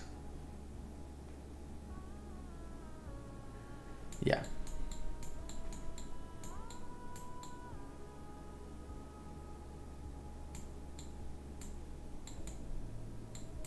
Let me see one second, one thing. There we go. So this, you can do this, I think, outside game ability system. I'm not completely sure, or you need to find a way of teleporting a bit, or doing a lerp.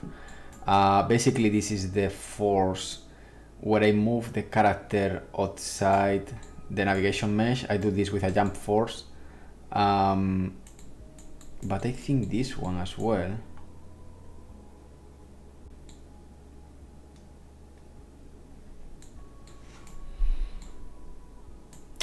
Yeah, I put this on, and maybe later off.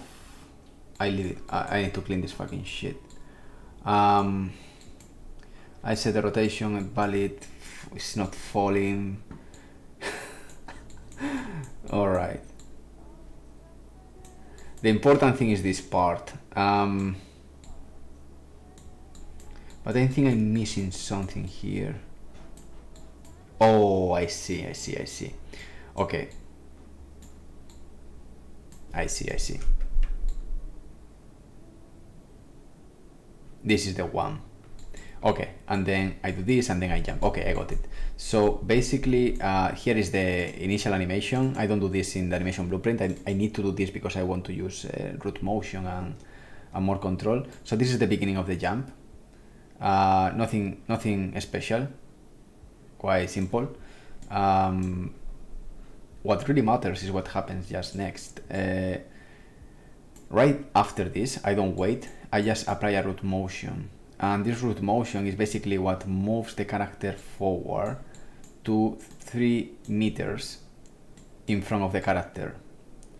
And that is running in parallel of this animation. When this finishes, because I want to have very precise control, is when he jumps directly here. He can do a jump force using root motion, or he can do the built-in jump from the character movement component, and I do that depending on if he's gonna jump upwards or if he's gonna jump downwards. When he jumps downwards, he just does the normal jump, considering that he is already outside the navigation mesh. And if it's upwards, which again I calculate the distance of the set and the distance on vector, he's gonna do the root motion with jump force, and basically just do a sanity check that change the movement to walk again, and then I play the final landing animation, which is there. And in the meantime, while it's in the air, I'm using just animation blueprint to put a loopable animation in the air. But I need to do this manually here, because for AI it's quite complicated to have very precise control of the animations. So I prefer to control everything with an ability rather than the animation blueprint following exactly what is the anime state is doing at that moment. So with this I have a timer of what are the different stages. It works 95% of the cases. There is always a 5% where the jump is not very precise and things like that, but right now it is. I don't know if that makes sense. The spaghetti is quite real with this one. It's not the worst. The worst is the world generation. But again, I do first and then I clean later.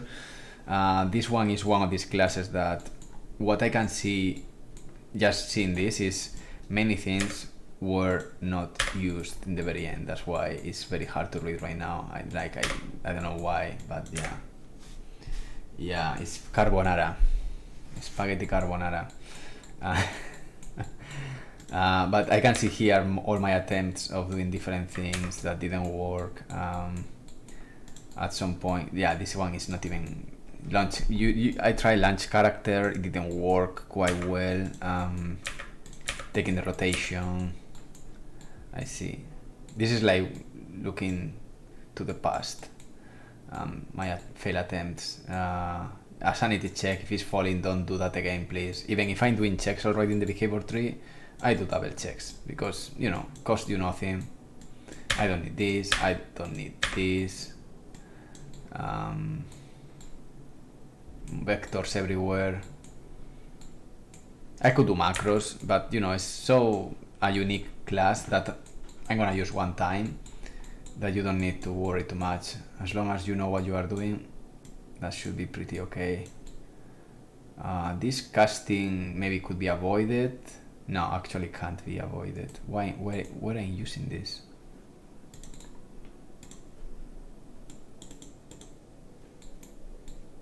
Oh yeah, of course. Wait. Oh, I see. Yeah. So yeah, it's finding his location in front of him, and then if I decide to use root motion rather than a normal jump, again, only when you are outside the navigation mesh. If you are inside the navigation mesh, this one is gonna work because the root motion is gonna work in the air, it's gonna work any place. But if you are doing this jump, you need to be first outside the navigation mesh. That's the big difference. And then I just do a little bit of math to calculate the distance and the height and the duration. Depending on that, I do also a bit of math, remapping the float. And yeah, that's pretty much it. But even if you're not using root motion, you can use the jump. Just make sure that you push a bit the character outside the navigation mesh. I got the impulse as well. There was a reason why. Oh yeah, the impulse I think didn't work to put the character outside the nav mesh or something. I can't remember. There was a strong reason like, fuck, this is not working. So I needed to use root motion. I mean, the good thing of root motion is it doesn't, it just completely, it's still registering, right, completely. I think that was maybe most likely one of the issues, the change of, yeah, it puts the character in flying mode, in falling or something like that. It was a pain in the ass, to be honest. Hey Figgy, how are you? Yeah, play around, Vinny. I mean, there are many ways of doing this. This is maybe one of them. There are many others. You can have a look to, I don't know if it's a GDC or an internal or a demo of Doom Eternal, I think is. Doom Eternal.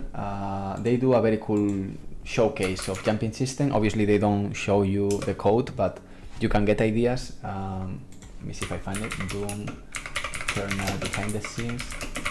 It's a good talk. What is the is Eternal? No.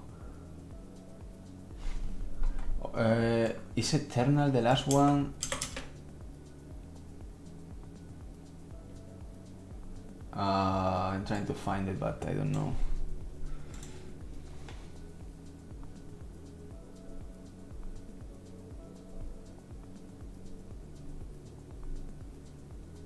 I don't know. It's a GDC. It was like very cool. They showcase the inversed engineering the jumps, and this is behind the music. Doom making of jumps. I don't know. I'm trying to find something that makes sense, but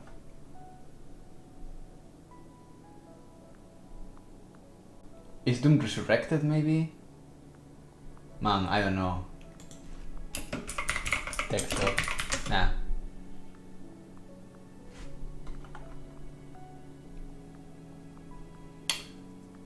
Oh, I found it.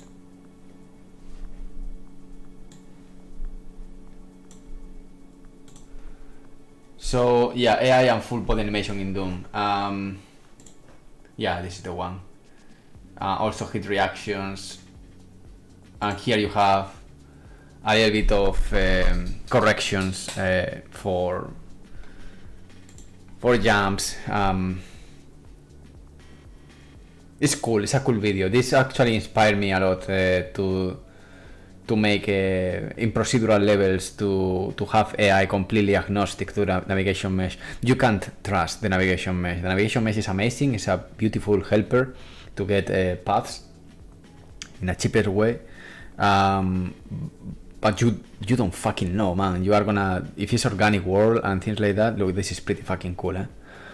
We did similar things on crowds at ILM for prediction, trajectories and locomotion, and you unwrap everything in the first frame and then you got very beautiful systems. This is fucking cool, dude. This is fucking insanely good.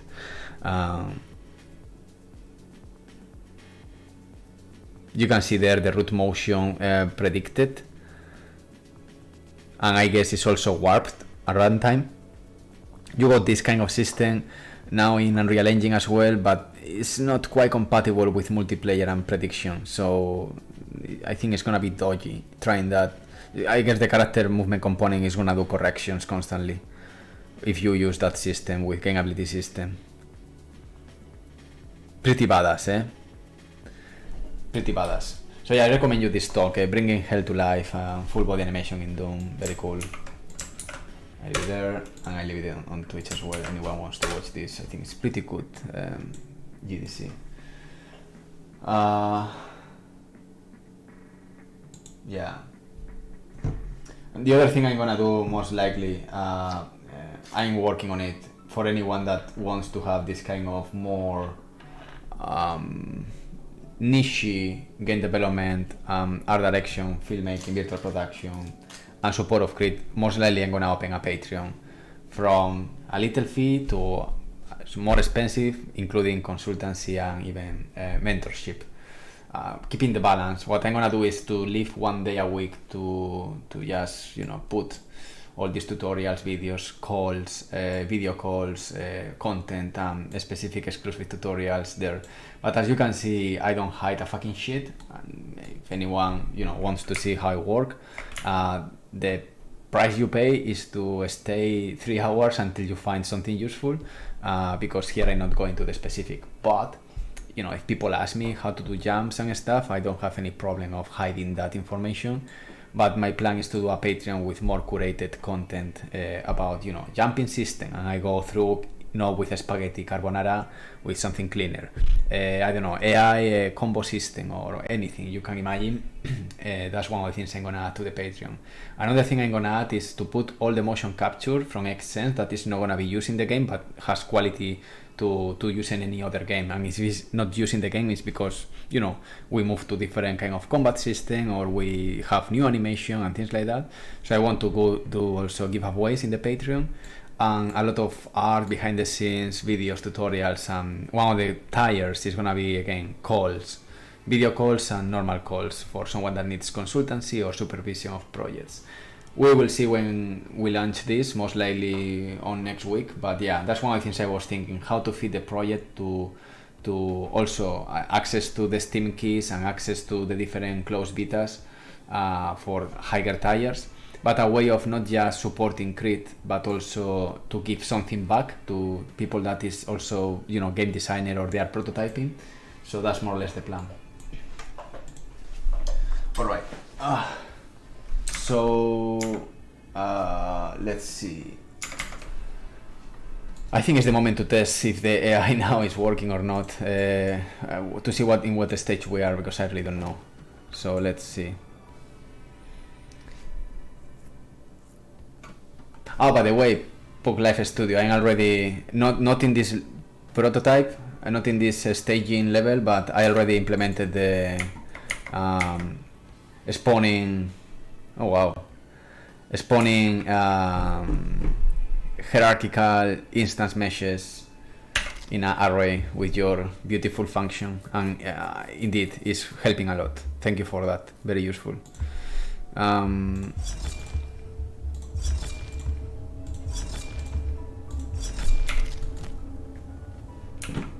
Okay, this looks like it's more angry than before, so that's kind of good news. Oh, that was insane.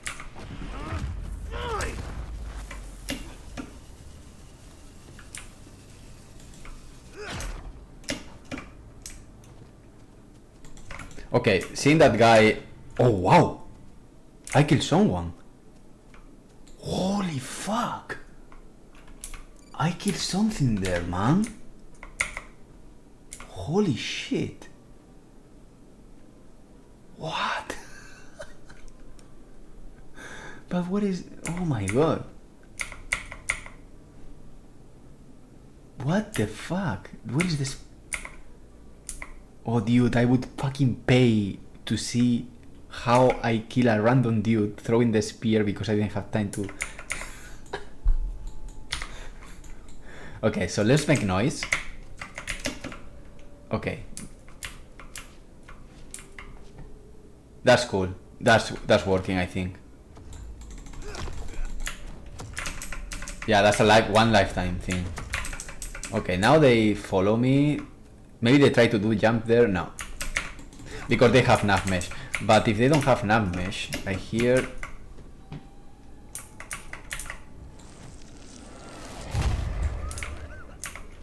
Yeah, this is jumping. Wait.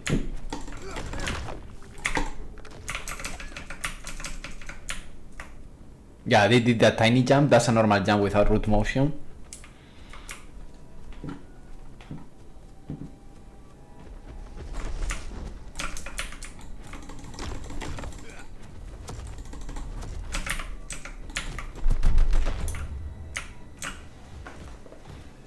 I think it's working now. I'm not 100% confident. The best way is when I go here and I make noise. Yeah, this is when it's not working. Because they make noise. I make noise. Now they go to a random point. They lose side content. Yeah, I see what is going on. Okay, but I think I know how to fix it. Yeah, this guy, he saw me. But because he heard me first,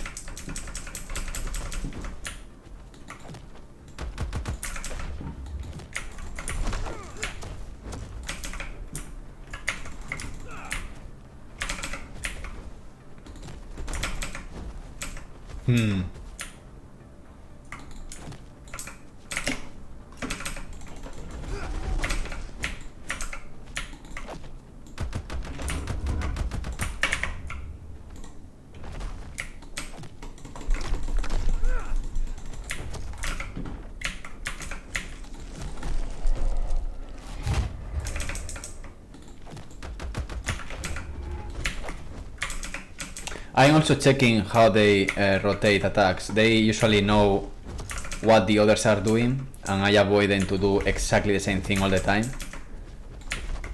So they go in rounds a bit.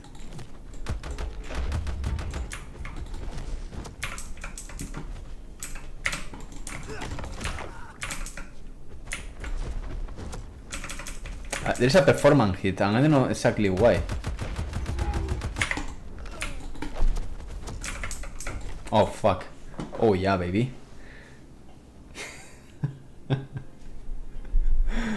Okay. So we got that problem there. And I think it's because they see me and they hear me at the same time in the same frame. I'm not sure if the perception system is able to do that. What I'm pretty sure is they see me.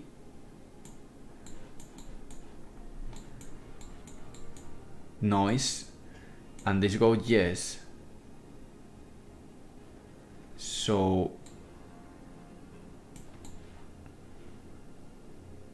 that's what I'm thinking. What happens if I make a noise in the range of where they can see me?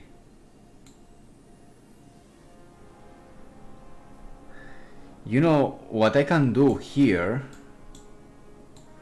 is a cheat. I can do something like Alright, you are gonna go to the noise and you're gonna do your logic, blah blah, noise, go to the location. No, even better.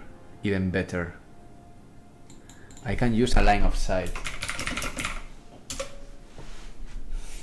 I can do this actually in this way. So, okay. We understand this noise, perfect.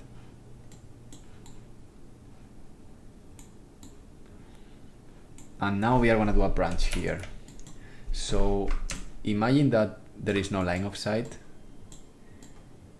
between the no, it's not this one.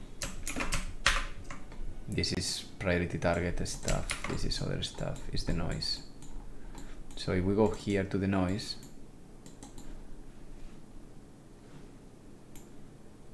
okay. Let's split the logic just right there. Did you increase the damage for you? Looks like nice catch. No, the damage is the same, but they are a little bit more forgivable in the blocking. So here, when you are attacking, there is a tiny mini fraction of weight before they are able to block, dodge, or attack you back. That's one thing. The other thing now is the energy can break guards and can break their animation. So, you know, in Dark Souls or Elden Ring or any Souls, most of the Souls game, usually the animation that hits first cancels the other animation. So you can do double damage. Here on Crit, you can create damage in both sides. So animation of the enemy and your animation can be running at the same time and can cause even a double death at the same time. This could happen.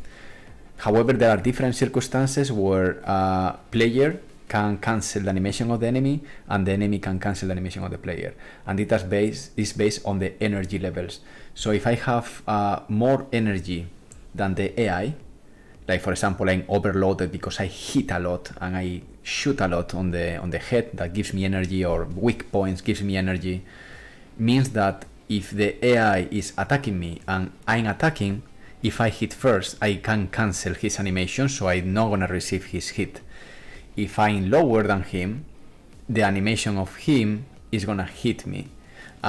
It could be like both animations run, one animation cancel the other, or the other way around. And right now I put that system on the player that was not before, so right now I can cancel animation when I'm overloaded.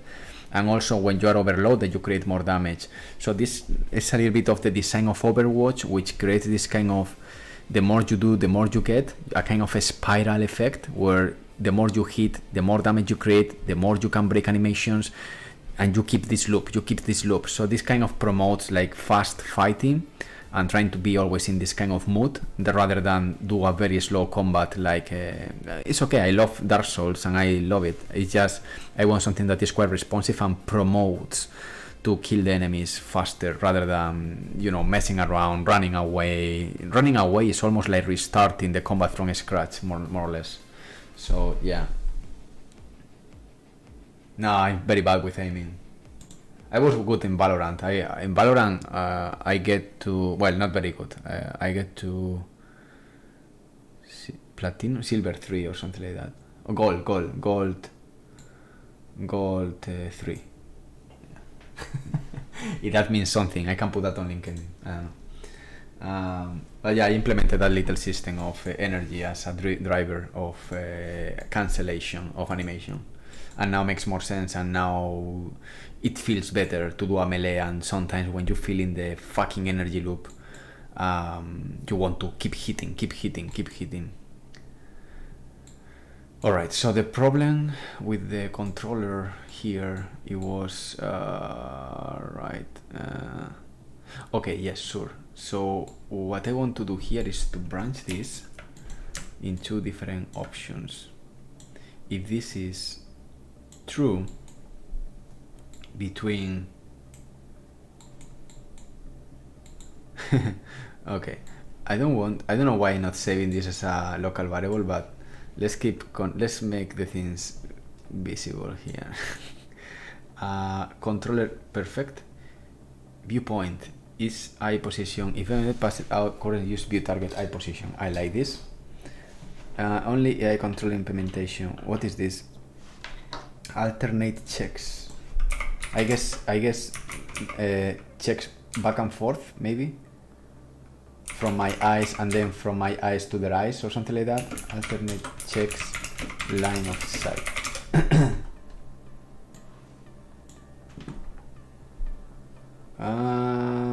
Doesn't. Oh no.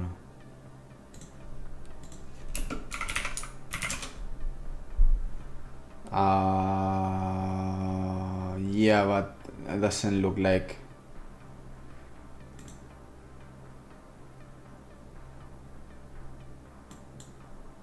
Okay, thank you.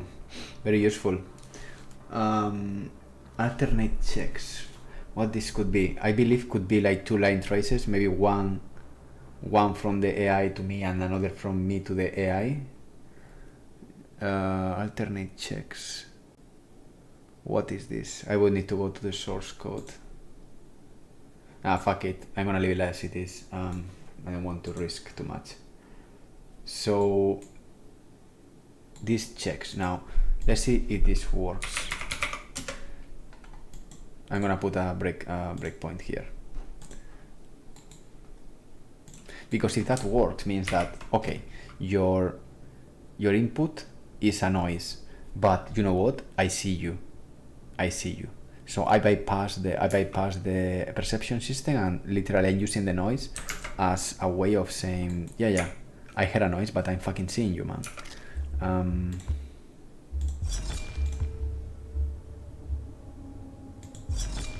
I don't know. So yeah, this is great. Okay, so I need to make noise, but only when he's looking at me, and that's problematic because now he's looking. Oh man. Okay, this one maybe. Okay, if I surround him.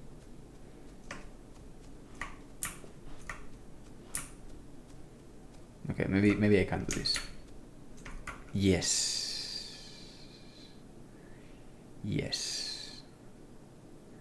Cool.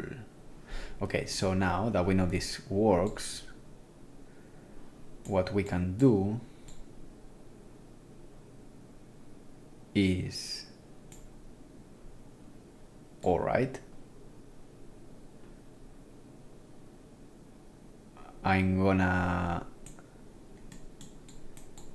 say that. Okay, I need to do all this crap. I should do this a function.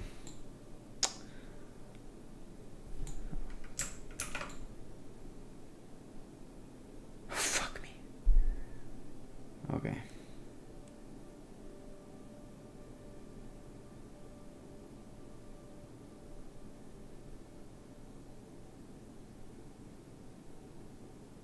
Oh man, I don't want to do this here. Can I do a shortcut?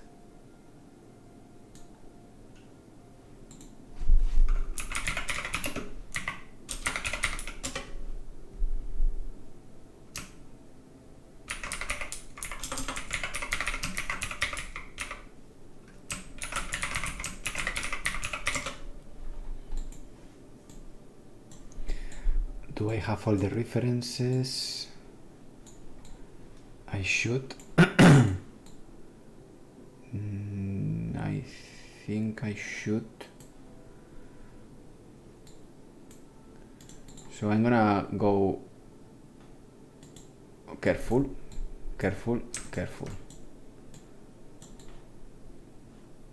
Actually,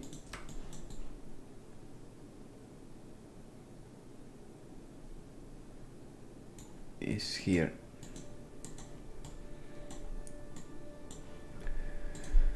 Register actor result combat.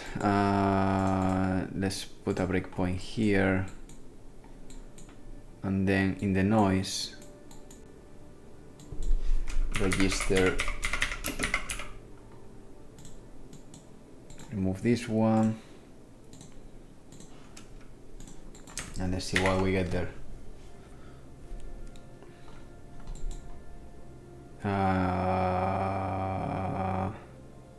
Okay, let's go there.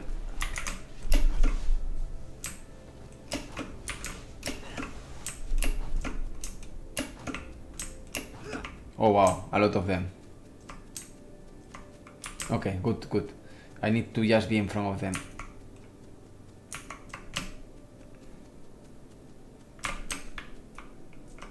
That's amazing. So hopefully that's cool. Okay, this works now. No, no, no, no, no, don't kill me, don't kill me, don't kill me, don't kill me, don't kill me, don't kill me.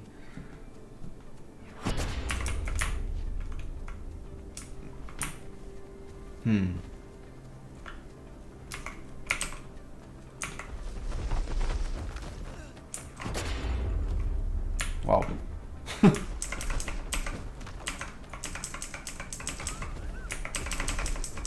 Apparently it's working.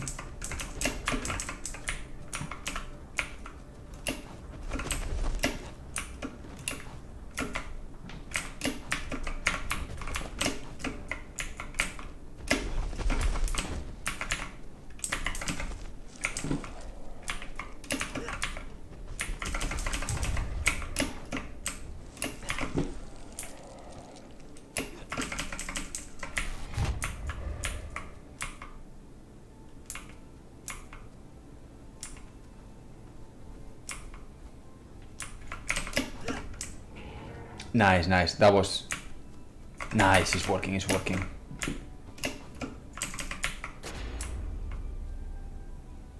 It's working.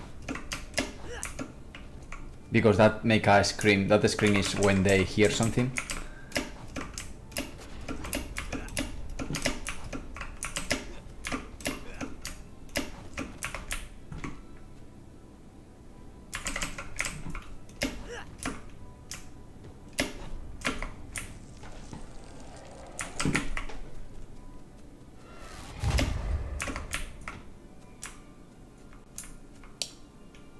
Wow, nice. I love it. I love it. They are doing a lot of fucking transverse everywhere.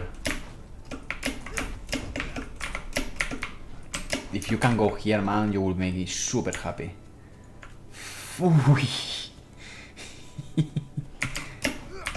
I can run away finally. Fuck yeah, baby. Fuck.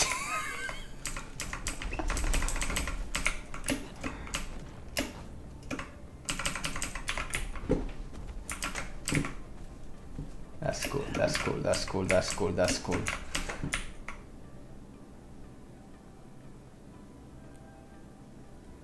Here is where they maybe fail a bit in the jump. Yeah, it's a little more hard because they need to go down, so they just keep going. Uy, wow.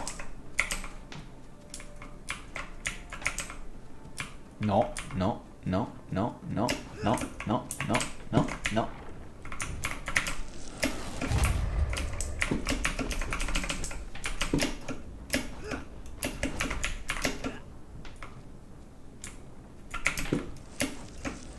Oops.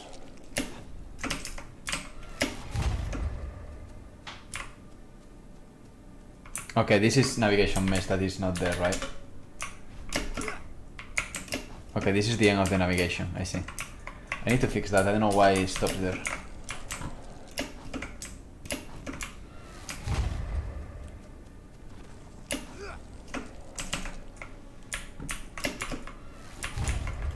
Hostia! Wow, that's amazing, that's super cool.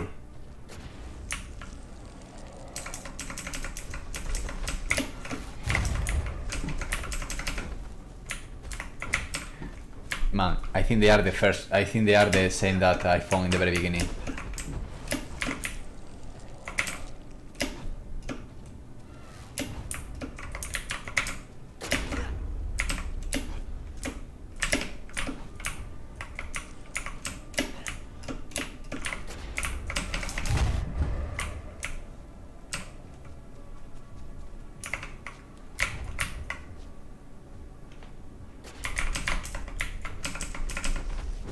Walla, chaval. Scorpion death, yeah, very classic. I'm excited. I can't. Do they target the actual player to jump or do a path? No pathfinding. Manual math. Calculating distances, calculating arcs, and try to compensate. They could fail sometimes, and sometimes they fail, but they don't use pathfinding. In fact, one of the checks is like, is there a path? And if there is no path, is when the jump could happen. And these, isolated cliffs, trees, you are on top of, I don't know, whatever thing, and they say, okay. Sometimes works even with crazy precision, like if I go here, I'm gonna save everything. I don't want to screw it now. If I go to the combat level, my kind of little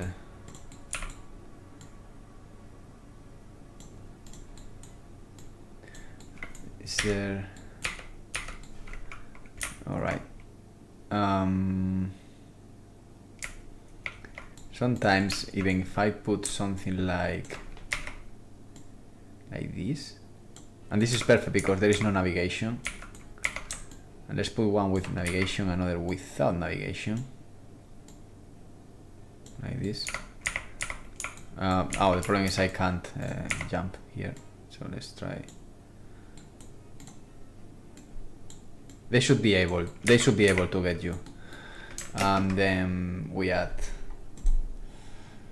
I'm testing this all the days because I'm always worried about a specific level generation that follows specific rules that they are a bit crazy for the AI. I want just to make sure that the AI is able to do something. Okay, so man, this is very tall. Okay. Calm down. Okay, let's say something like this. Even I'm gonna go super narrow on this one.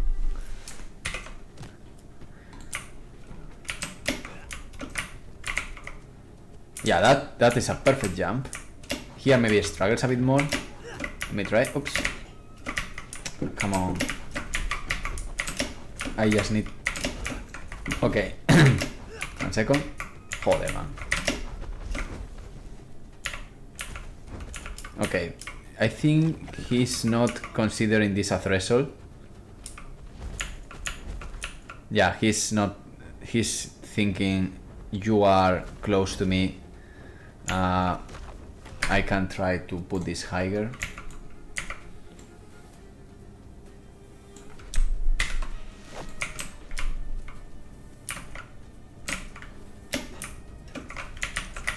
Okay, maybe that's too much.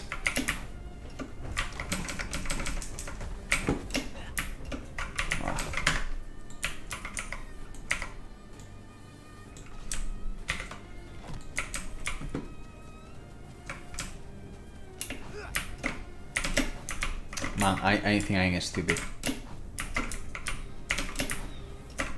Joder, tío, seriously? Also, the height of the jump depends on your energy levels. If I got 10 of energy, I could jump higher. Joder. Oh, he's stupid now. Why? Okay, he struggles. Oh, so this is new, actually. So I maybe broke something. And that's a surprise. Stop. Stop.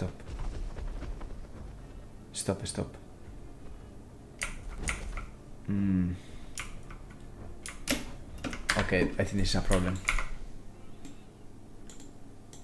Let me try this. Before he catches me.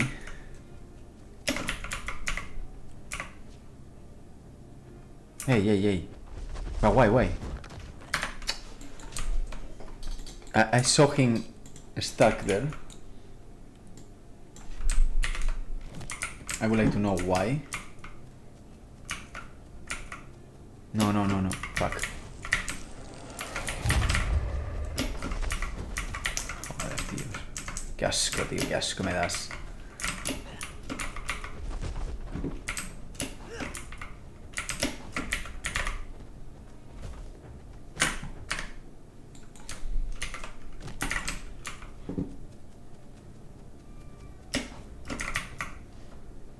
Okay, we got it.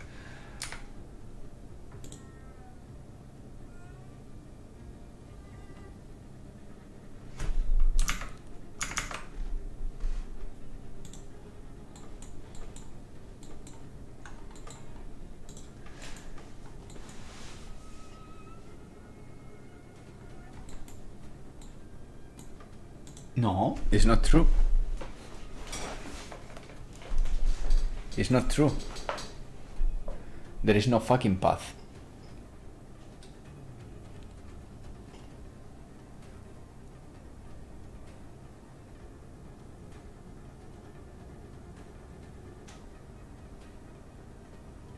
There is no fucking path.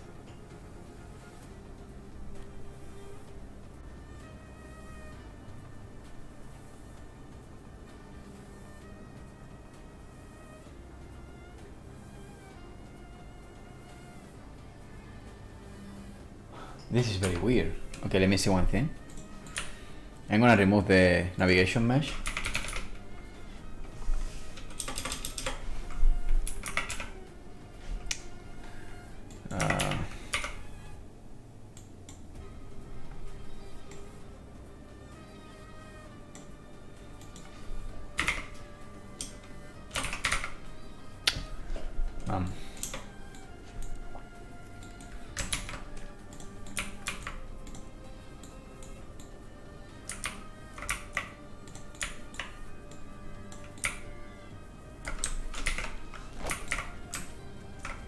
Yeah.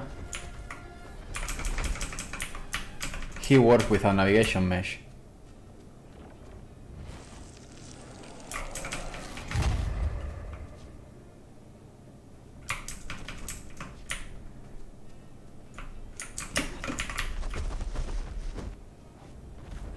Yeah. So for some reason the calculation of the nav mesh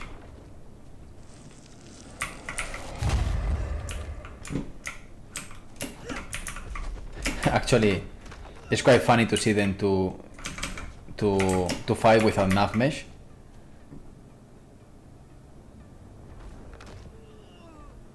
Holy fuck.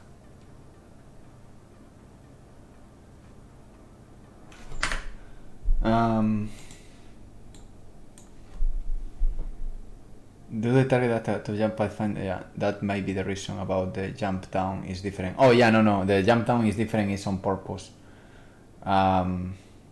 It's using a jump plus a push on the root motion. I want to check this. Can I do a breakpoint here? I'm wondering always about this. Do this even work? Oh cool, it works. Okay. So what if we say that this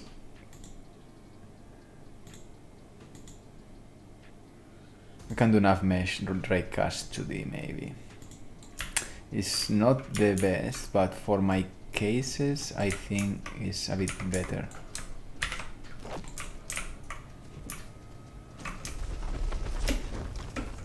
Joder, tío, qué cerdo. Stop it.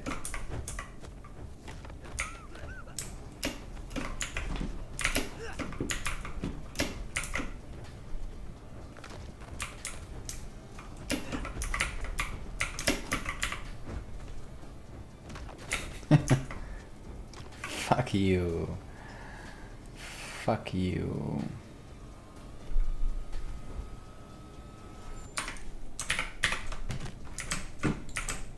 It's pretty hard to do this without getting attacked.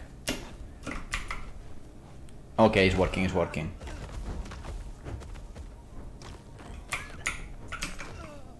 I need to fix that. I'm aware of that. I'm not blind. I know that he's attacking me through the walls. I'm pretty aware of that. laziness, I didn't do it yet because in an open level, open world, it doesn't happen quite often.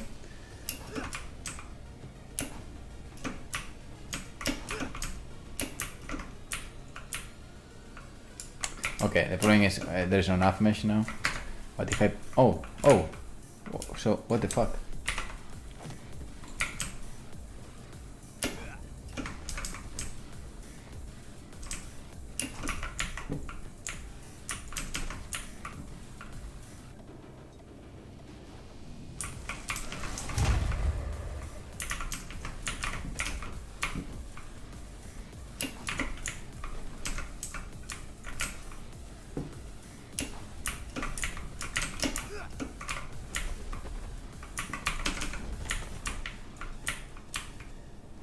Okay, it's working, it's working.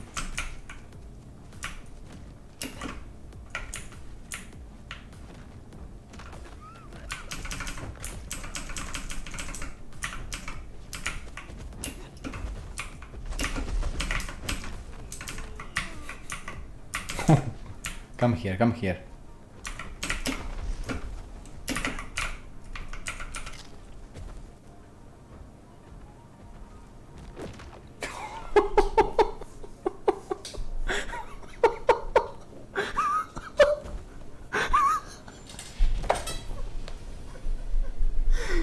He just kicked me inside the button.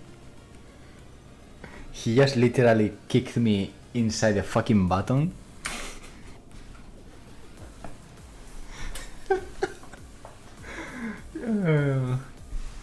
Okay, I got enough. That was very silly. Sorry, I got this.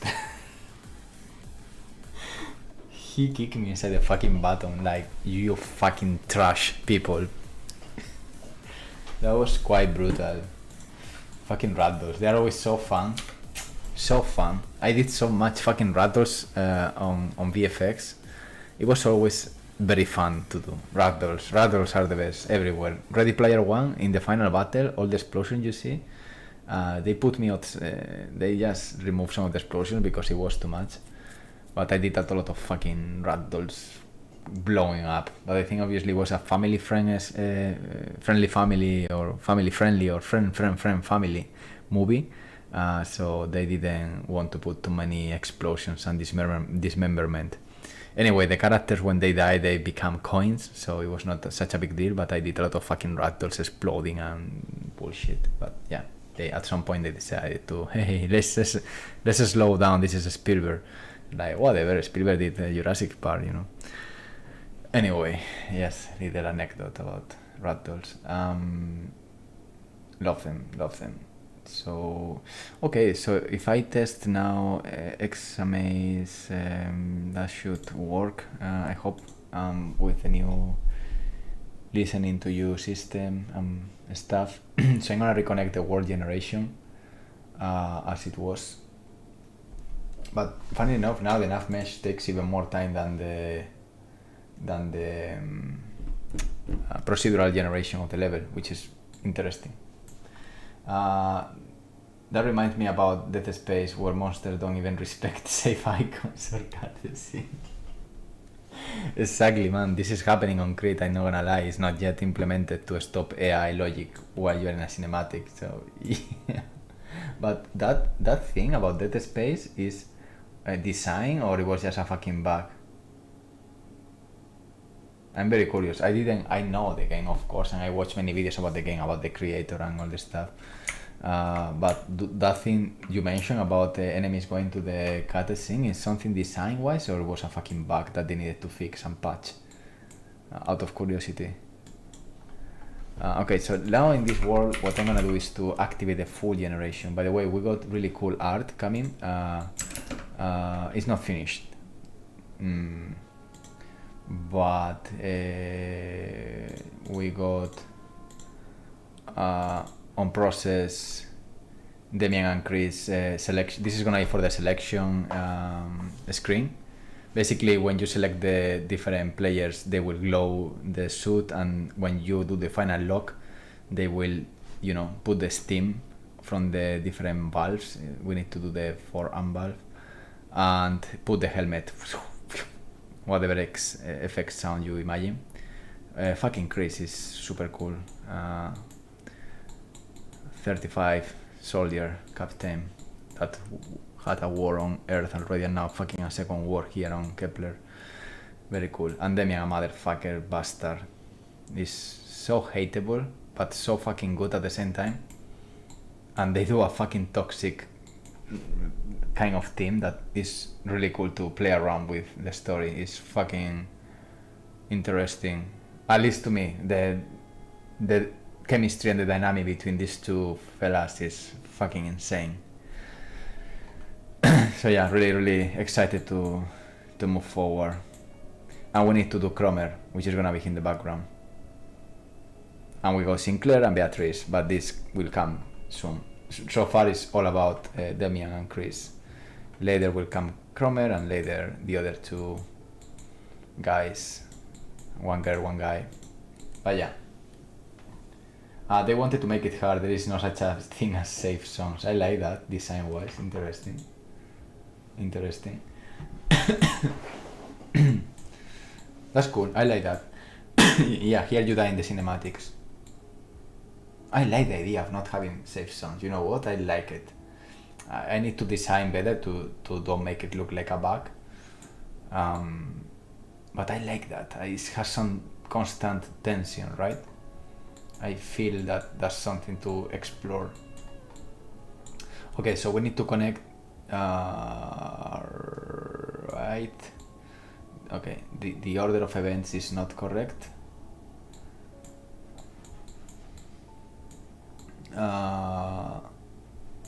Okay, so this is by the way, this maybe sounds familiar too. This is the multitask to plugin.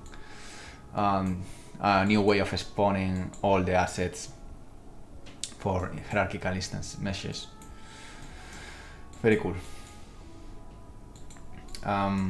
So yeah, I'm trying to figure out. So after this is the crash generation.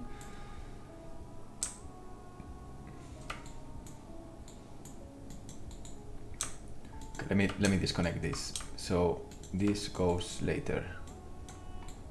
Yeah, this goes there, and this goes here,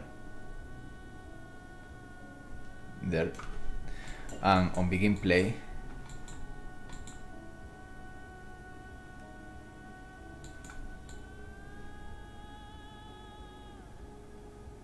Oh,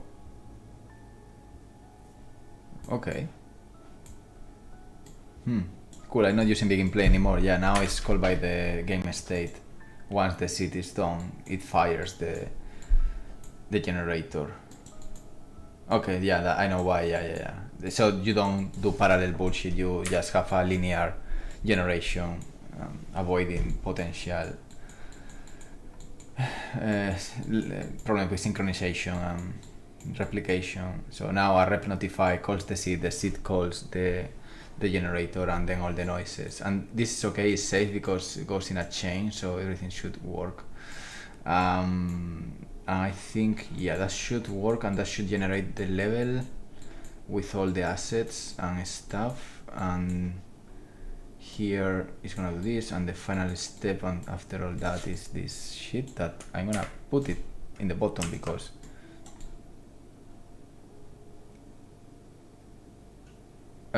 careful. This goes. No. After this, we go for the crash generation.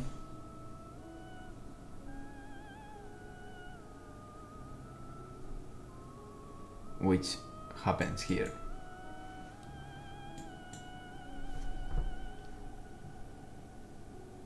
Yeah.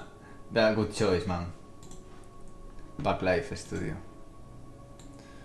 I didn't do yet the line trace. I will come to there, but at least I'm using the instance tasks for hierarchical instance meshes.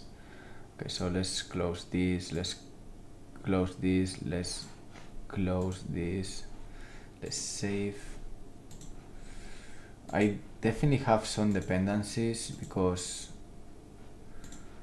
I got some potential crashes closing windows. I need to check exactly why. It could be an unreal bug, but I noticed that. Okay, so if I play now, okay. Oh, of course. Now it's gonna.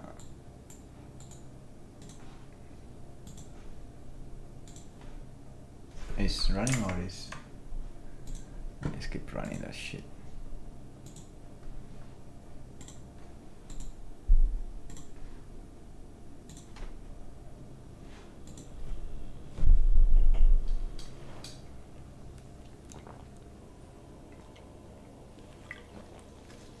So this is actually the nav mesh. I know that because nav mesh takes 12 FPS, and I see the laggy thing. I'm wondering. I know you can do nav mesh async. If you can limit the number of threads when you are doing the nav mesh, so the loading screen is a bit smoother. I'm not completely sure because right now I think it's taking the game thread. But also I just need it. But yeah, I check on Steam today and the level generation took 20 seconds on Steam. Here it's gonna take 60 seconds or so in the editor. It's always way slower. And also with Steam in the background and a lot of fucking software, it takes more time. So everything is done now. This is like more like a sanity extra delay I put. Not completely me. I'm more in the game design. Well, I mean, most of the work, yes, but the art is not mine. The art that you see here, draw and stuff, is from my girlfriend, Anastasia. She's the main concept artist. But also the models. I forgot something. Okay, I'm stupid. The models and stuff is a mix of different artists when they were available, like Ivan Lopez, that now is Axis, or C++ classes from one of the guys of virtual production of Deep Pixomondo. So Bruno, no, I don't know if you speak English, but una gran parte sí que la hago yo, pero sí que es cierto que a veces cuento con gente. I forgot to close the to remove the UI, the interface.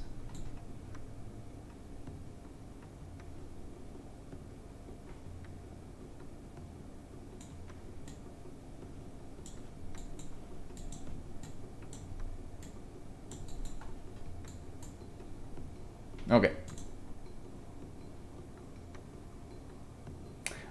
It happens around the generator because I can control when the nav mesh is going to be calculated. Otherwise, it's going to calculate 2 times. So what I do is to activate the invoker after the generation is finished.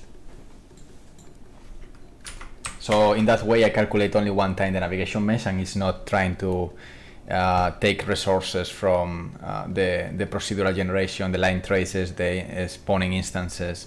So I leave that very clean for the generation, and after the generation is finished, I calculate 1 time around 1 massive invoker that takes the entire nav mesh, and then I stop the invoker again, so there is no more processes in the background that could just interfere with the nav mesh.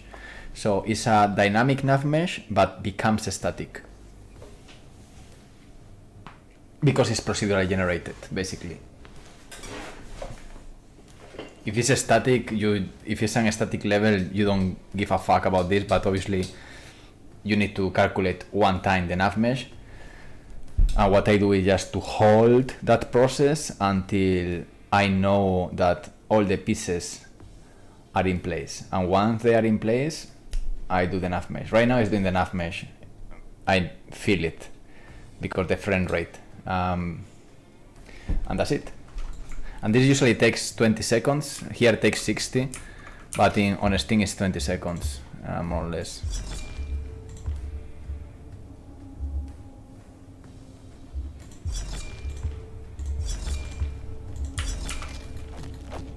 And yeah, this is more or less, I mean, it's a V1, but yeah, the walls are growing. I have some bugs like these massive plants, but it's just iterating. Maybe I can jump into that now.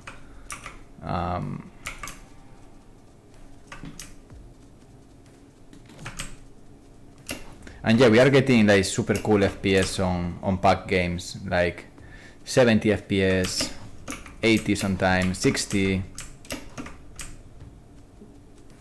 It's a shame because Always in the Pie is way slower, but also we work already in dithering the grass, so there is no intersection with the grass anymore. If you are aiming and shit like that, it's clean. Before was like crazy. So you see here how the grass is more or less disappearing a bit. Maybe that's too much, but yeah, it helps. I'm gonna take that motherfucker there.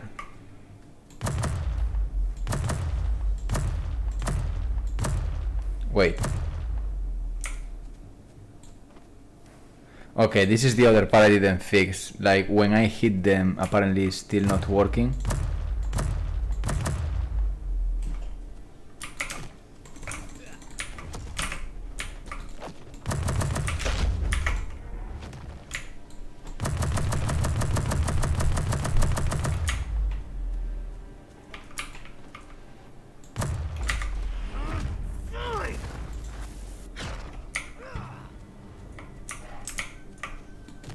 I don't know why.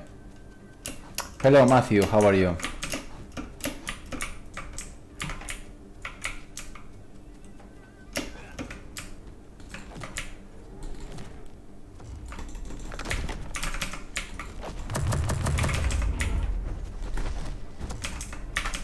We got some problems. Let's get some space.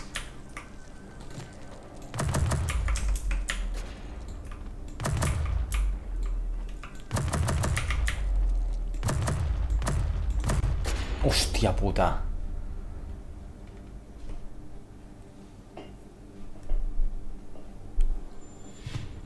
Alright.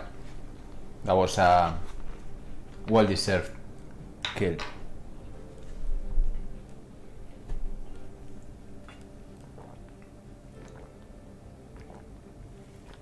So this is the part that right now I said on Discord that the alpha, the closed alpha was going to happen after Unreal 5.1 because server travel doesn't work. A lot of different tiny things that they were clearly critical bugs that they are targeted to be fixed on 5.1, but I just decided to don't wait and fixed. I did a way around of restarting the entire level, also recycling things that I got on memory, so it's even better that server travel. So now this part is fixed, and I think the alpha is gonna be very, very soon. I was even considering the next weekend. We are just fixing a couple of things on Steam for the playtest, so it's gonna happen very soon. No, there is no indicators. 0%.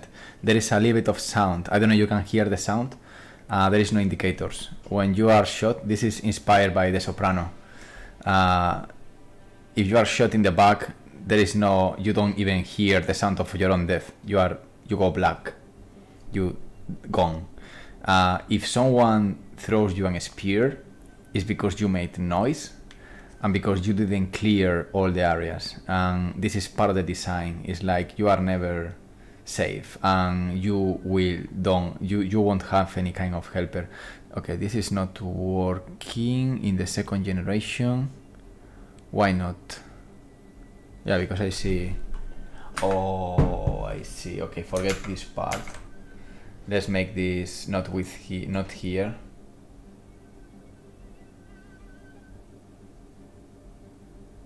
Like in Hitman Bodyguard, if you hear the shot there, it wasn't meant for you. Yeah. Alright guys, gotta drop out. Have a nice one, good luck. Take care. See ya. Yeah, indeed, I'm doing this game design a little bit as a kind of protest, or let's say ideology or mindset, you name it, I don't care, of all this new generation of games where you have fucking arrows everywhere and you have textures to know where you can climb, you got pop-ups every fucking 5 minutes. I really love the idea of being dropped in the middle of a world. This is your gun, this is your weapon.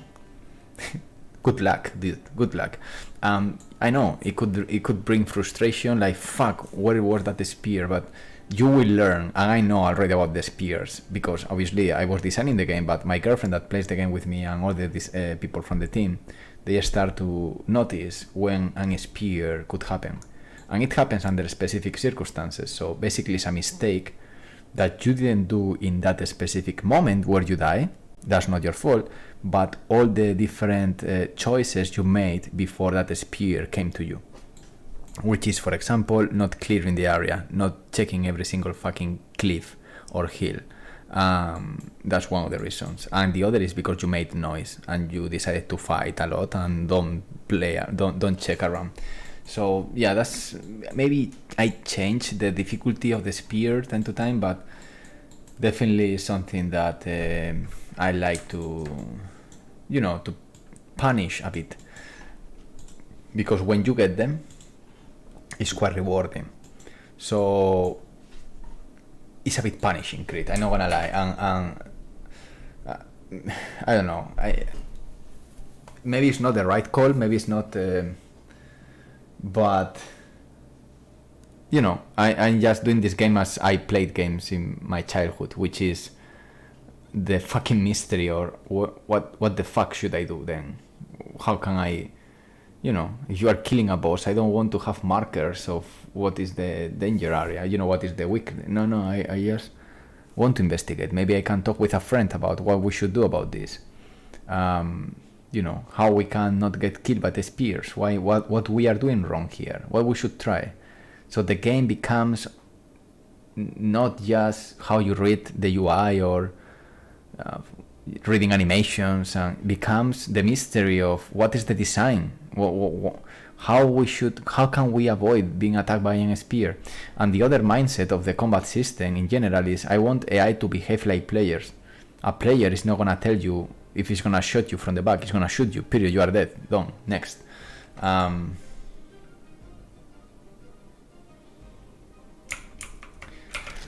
But again, I know it's a big debate about how much forgivable or punishing you should be.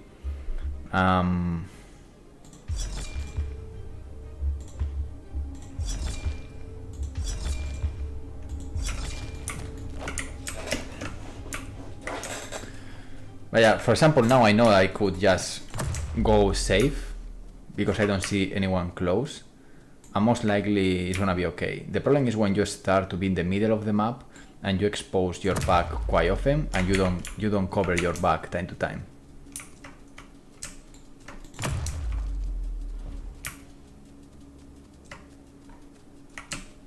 Also, depending on when you are fighting. If you are in the middle of this area and you see guys around in the cliffs, maybe you shouldn't be fighting there. Maybe you should fight in a more corner, or in a zone that makes more sense.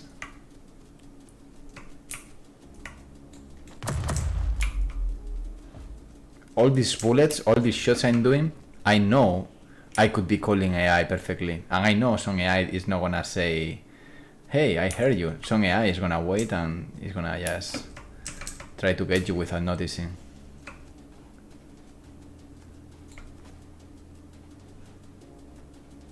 Oh, I noticed a problem with the pivot painter in these models. Okay, I will check that at some point. Okay, I got some candidates there to be killed.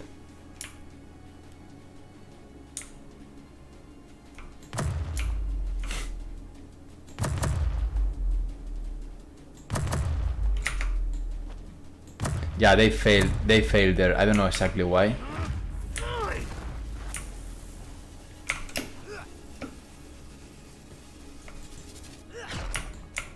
Oh man.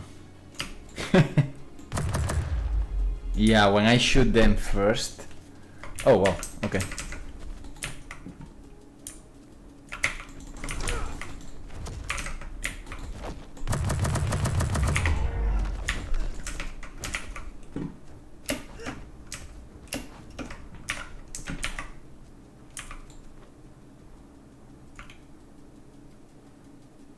Lay down.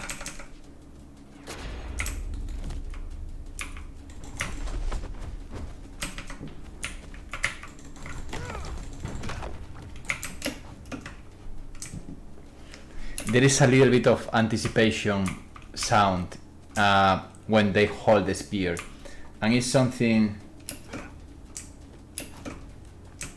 Oh yeah, the animation is quite long, I can show you. The animation is quite long, and you can hear the sound of they holding the spear. Wow, I love this level. No! Fuck. Yeah, you see that I jumped that failed there.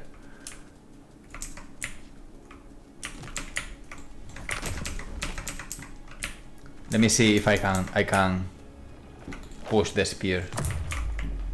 Usually showing the back or being far.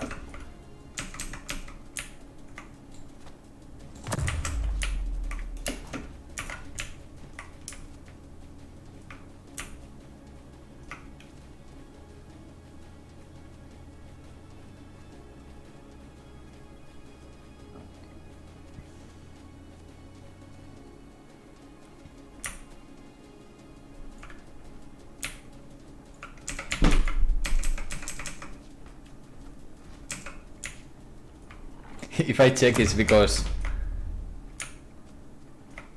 there could be perfectly someone else. Usually silence is not a good sign. If they are walking, even when they are roaming, it's like, okay, they are doing activities. A very, quiet environment usually is like, oh, this is weird. And they could be because they are preparing an ability or something. There we go.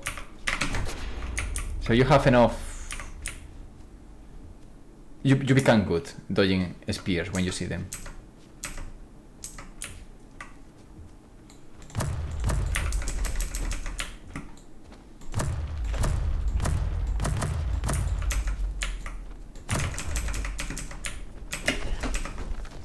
Fuck. Okay, let's see if the generation works.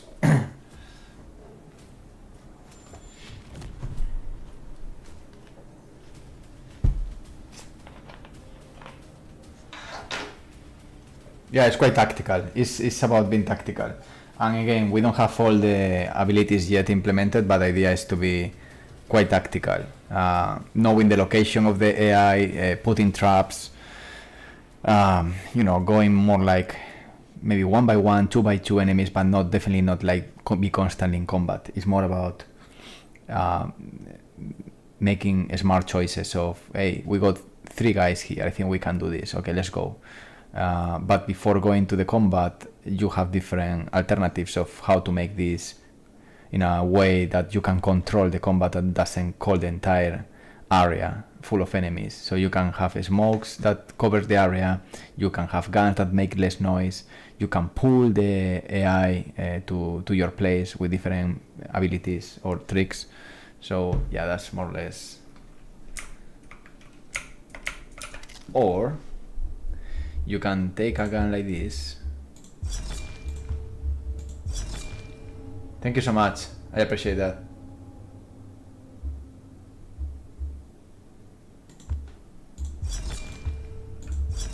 I will tell to the concept artist, she's doing a fucking great job. Okay, let's do one shot thing. Now, problem of this gun is so amazing in long distances, but if for any reason I'm in close combat, I will need cover and support.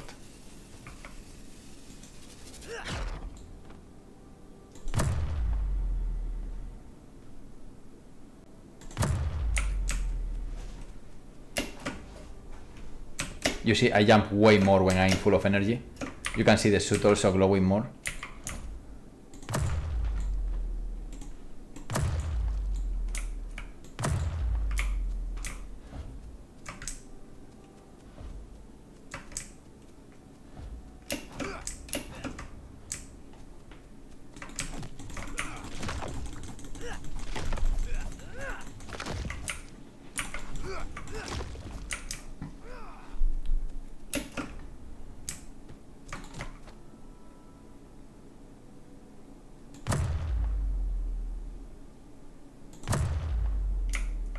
Oh, it's interesting.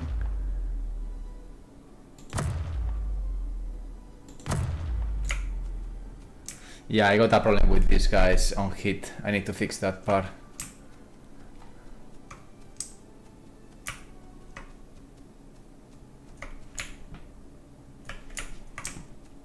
I don't know why, to be honest. What is happening there?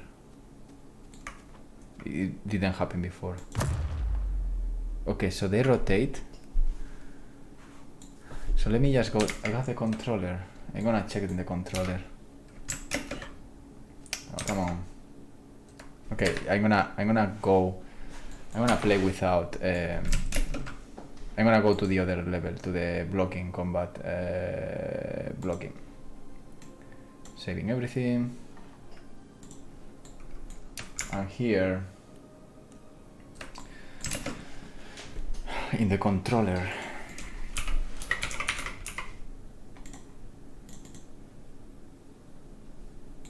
this should work. It's in the priority, consider priority target. Oh, I know.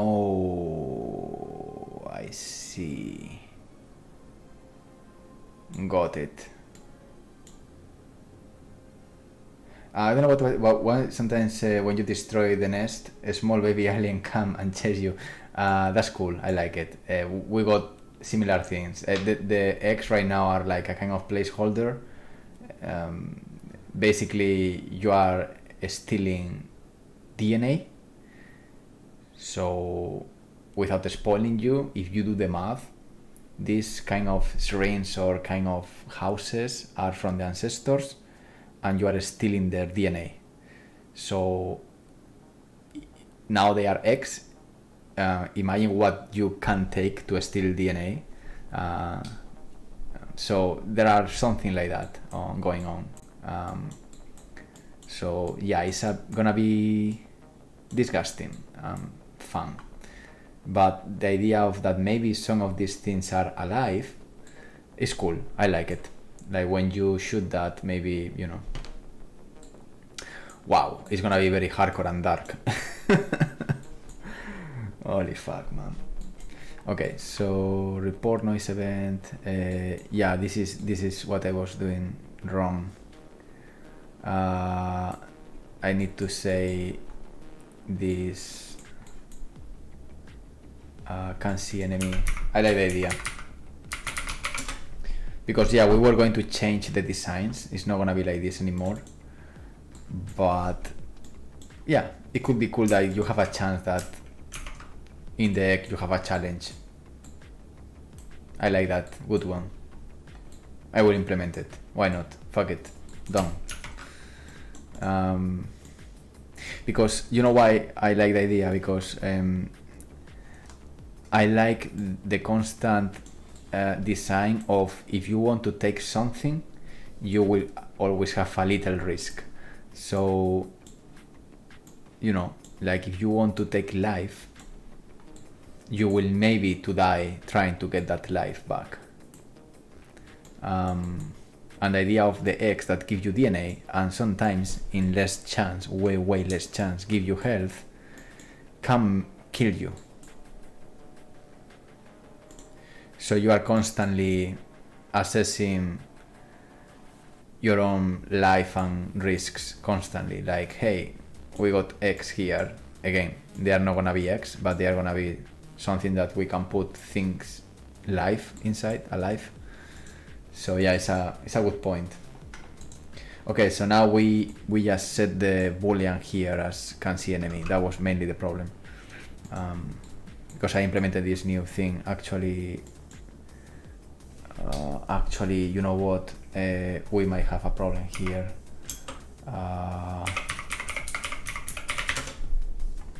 We are gonna revisit every single one of these.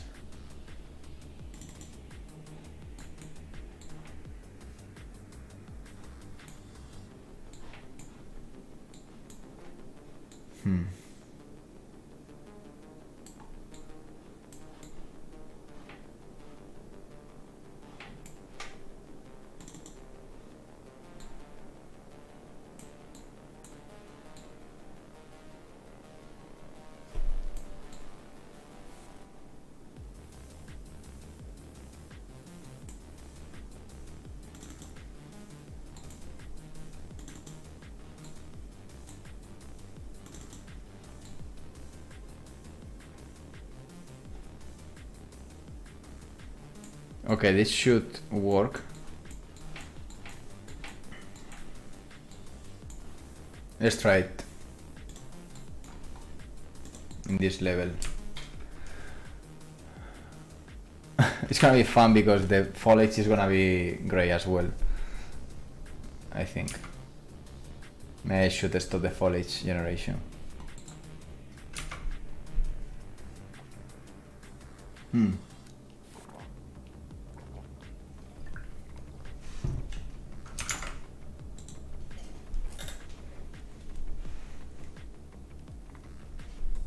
An idea. It feels good when a nemesis gets among the mortals and can kill you in one go with one hit. That's already implemented. It's part of the design. It's not yet. You can't see it, but if you want to see the nemesis, it's on Discord. The nemesis is the Matrix. A 200-meter rib cage, floating rib cage, that gives birth one of the titans that basically destroys the entire arena. You can't kill him. It just destroys everything and happens in the second, around 1000 seconds. So basically the nemesis is I always show this, but yeah, I think worth to remember that there is a nemesis going on. This is the one. This is the Matrix. This is the embryo, and the nemesis is basically the titan. This is the size of you. Basically it's gonna kill you. It's gonna destroy the entire area and you inside the area. You have time from his birth to your own death, but definitely when you see this in the sky giving birth to this guy, it is the end. It is the end. Basically, bye-bye. That's it. You still have, I think, it's around 1 minute from the birth to your option to go to the next area. You have around 1 minute, depending on where he's spawned and depending on where you are. And that 1 minute is like the crazy things. The sky become fucking dark, it's foggy, it's scary, AI it goes wild, and then you have this fucking titan, raining from the sky in a slow motion, making a fucking earthquake and breaking everything around you, like start smashing the center. Imagine this about like something similar to the storm on Fortnite, but it's not a storm, it's a creature that starts to destroy from the middle to the outer ring. So you still have time if you are far from the middle, but if you are in the middle, in the moment he gives birth, it's your death, period, done. Why is taking so much? Oh, because I'm fucking stupid and I'm doing the crash, right? Sorry, let me just fix this because it's stupid.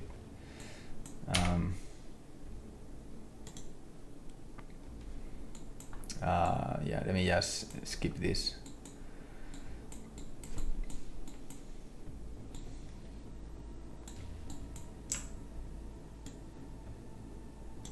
Okay,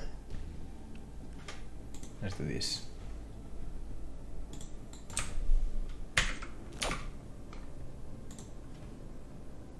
Okay, done. Better. Here's another idea. Oh wow, a lot of ideas. Another enemy grabs you by the neck and sucks your energy and health. You will be surprised. I can show you here. Let me see. Oh, damn. Oh fuck.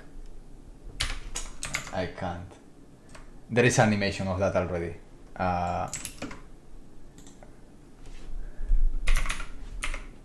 There.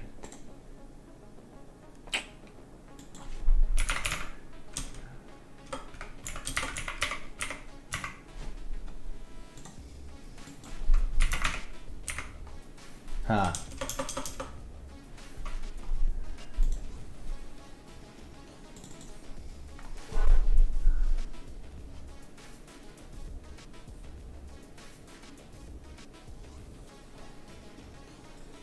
I don't know what I got already, but I already started to test with pair animation.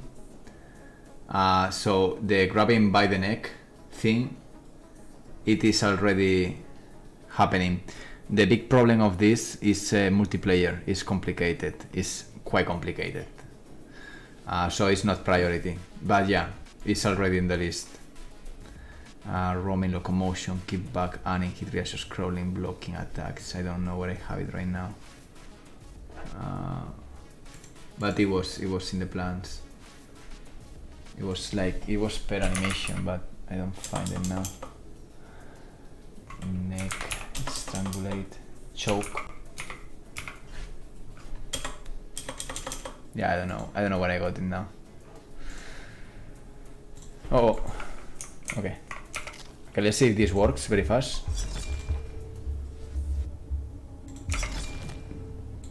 So if I shoot to this guy, yeah, he gets angry and he, yeah.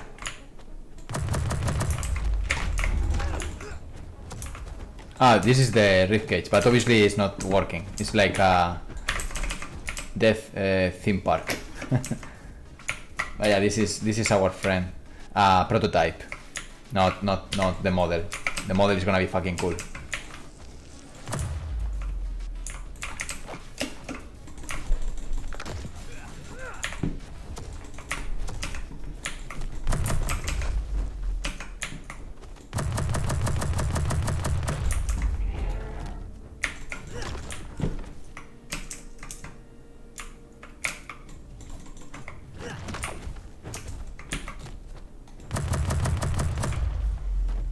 Fuck you.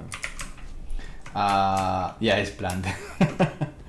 Are you planning expanding the map or being able to go different continents? Yeah, there are 4 biomes. This is the first one, Terpsichore Peninsula. Each biome has, if you do the math, let me kill this guy.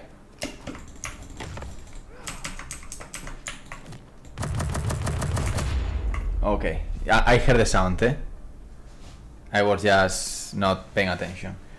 Each biome has 1 second, fuck, I need to do a grid. 1, 3, 6,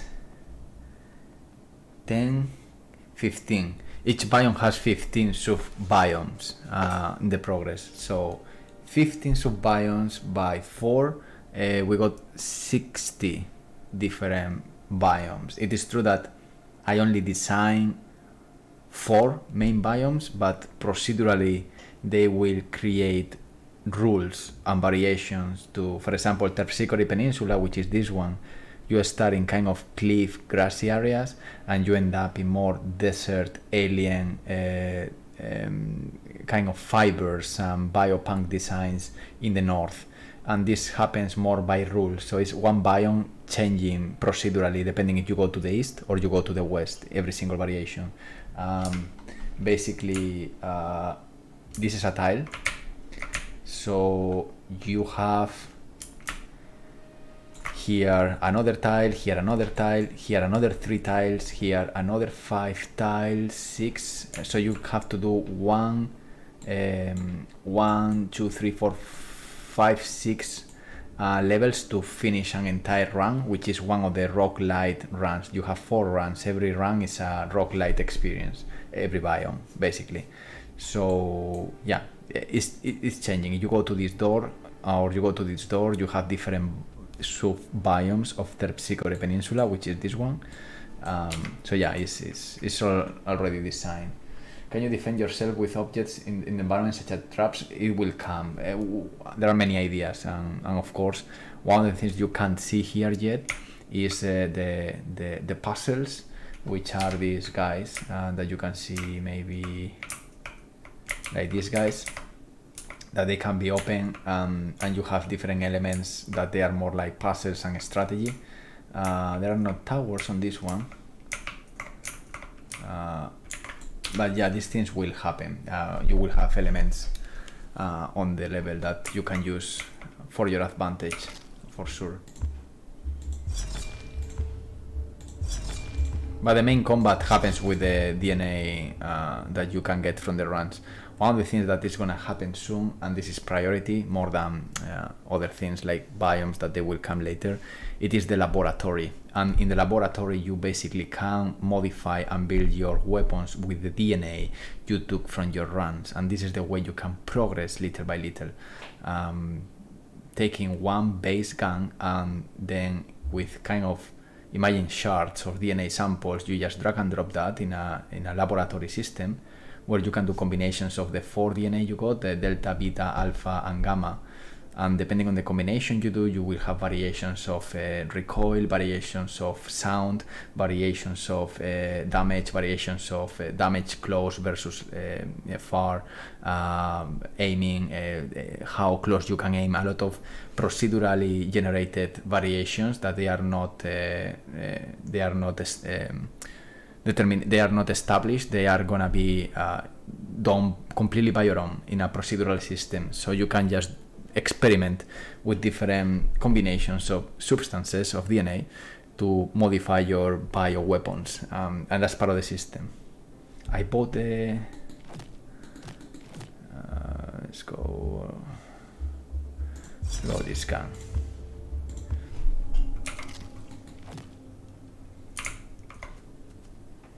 Oh wow, I talk so much that it became dark.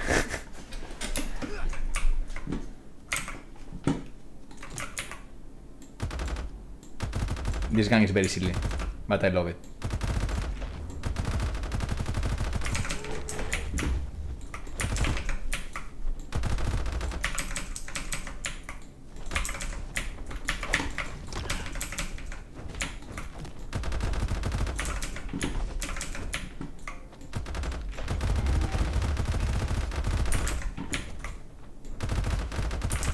It's a shitty gun. It's a shitty gun.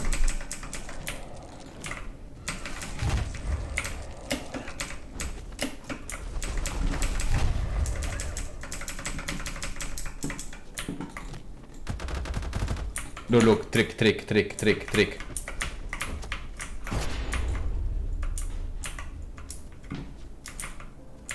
I mean, I think he killed him, but he sent him to Mars or...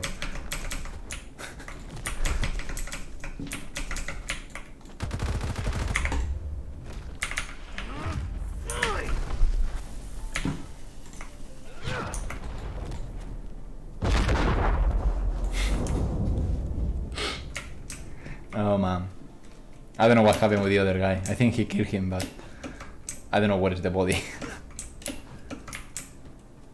Okay, we got a problem there with generation. It's artistic.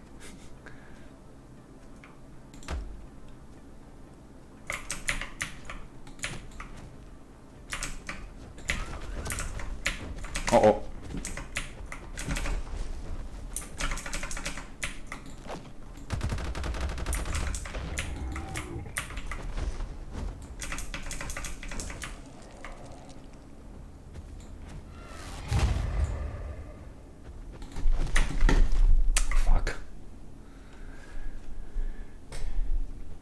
But that's weird. Why so late?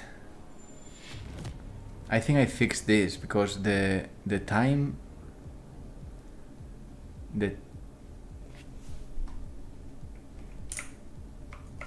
Okay, this is a problem. Oh. Oh. Oh, this is new. This is a problem. Why? It's a level inside the level.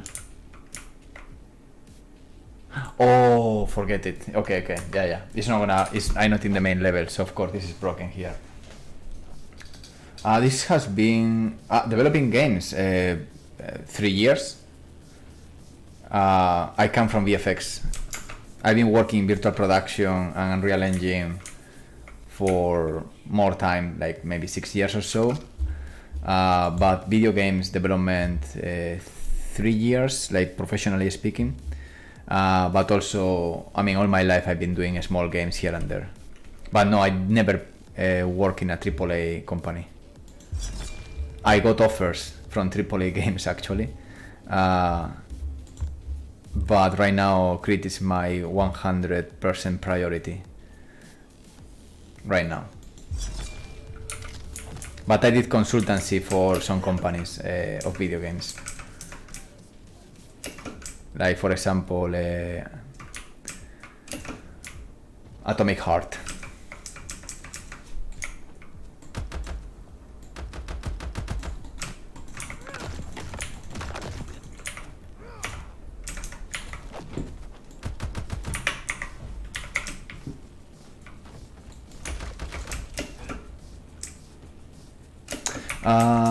Okay, so things are working. So I think I'm gonna pack this.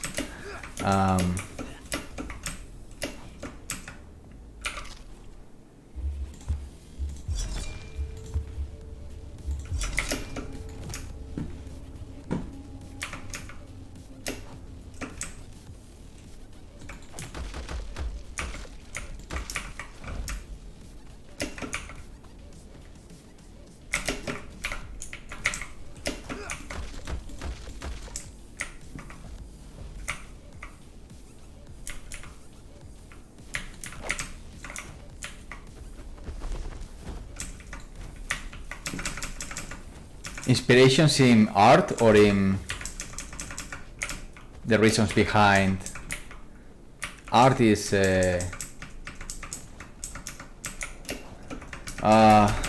inspirations in art to me is always like, I always say the same, like Giger, H.R. Giger, Evangelion, Lovecraft, cosmic horror in general. Those are my ones. Alien. In terms of design, game design, I got several. I got a lot of influence from Tomb Raider, the original ones. But I pay a lot of attention to the game design of games like Valorant, Overwatch, eSports in general, to understand. Look. I stopped him. This is a duel between two spears. Fuck you. I'm in the middle of a stressful combat. I'm gonna try to answer, but let me just see my ratio of survival here. You see, that's dangerous. Hostia puta, man.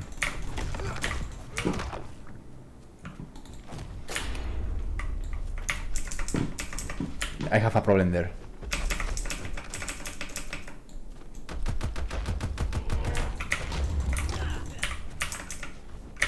I finish, eh?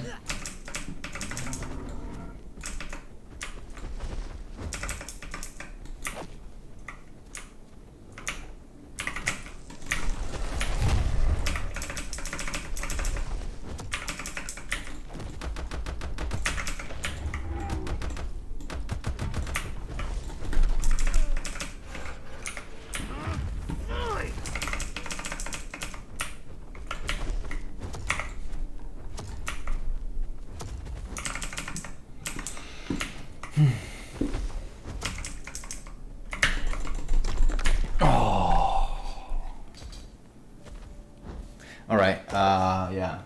So yeah, those are the inspirations. Is a mix of my games, my childhood, like Tomb Raider, Shenmue. Things that they don't give you clues of where to go and what to do. But in game design, I pay attention to modern games to understand how feedback works pretty well. Valorant is one of the games that, even if I hate how they implement the multiplayer, the game design itself is fucking good, and the sound design, the power of everything you do is pretty amazing. And yeah, and then art, of course. Yeah, very bad. VFX industry is stressful depending on the company, the client you are working. You got movies and pictures that they are quite laid back, but then you have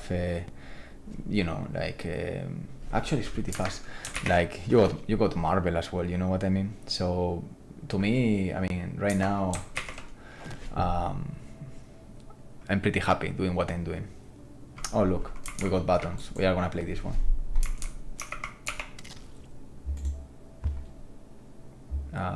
Biosword.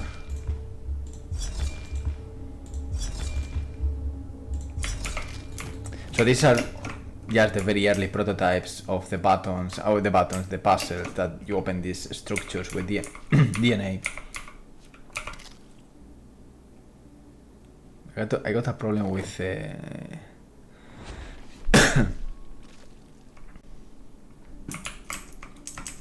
it's very early, eh?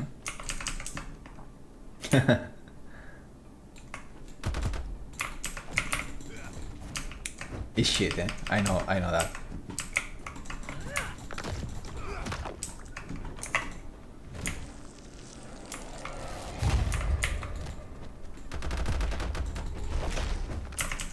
I took bad weapons.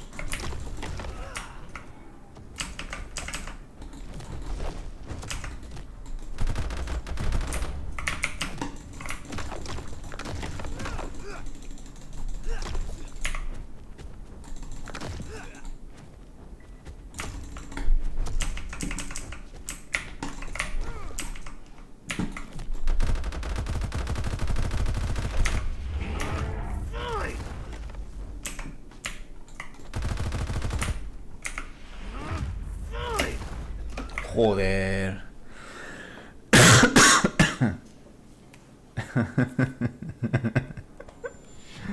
In the air.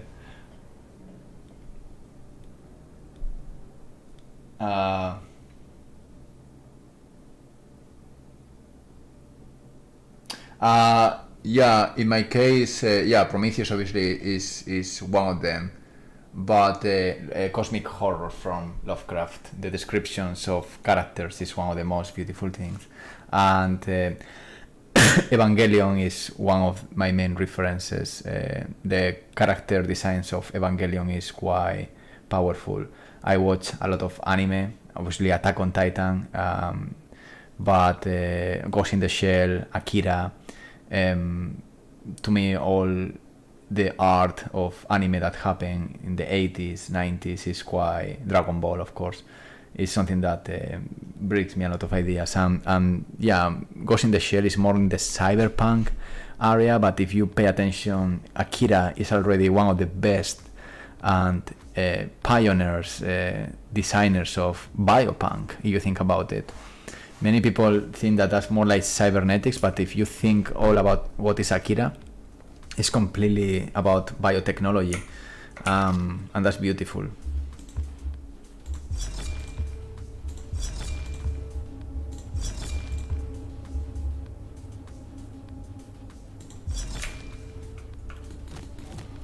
And even if it sounds a bit like a dickhead comment, one of the inspirations actually is the Cito Yuna, which is my previous work, because you know the Cito Yuna, let's see if it can be done as serious or not. I just wanted to make something biopunk, even if it's a game.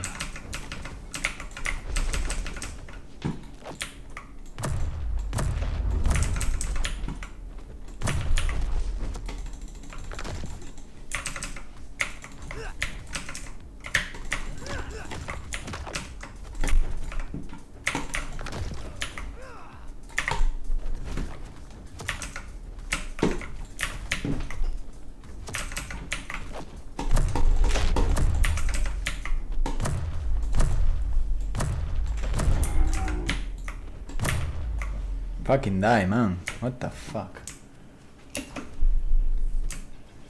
Berserk.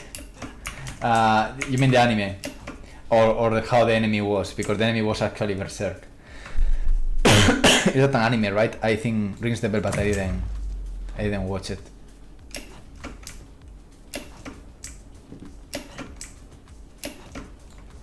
Is it good?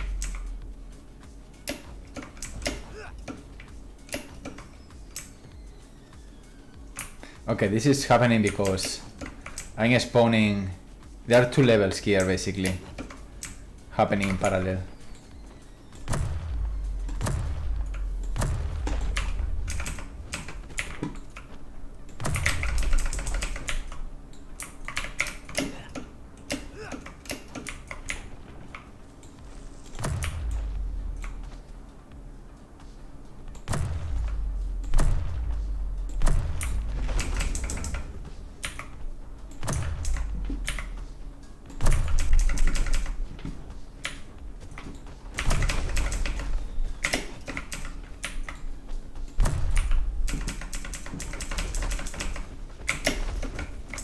I knew it. Jumping is not a good idea.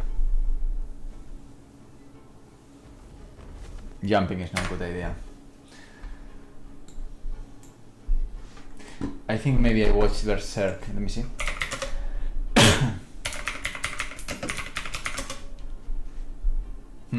Yeah, and I didn't watch it, but I know the series.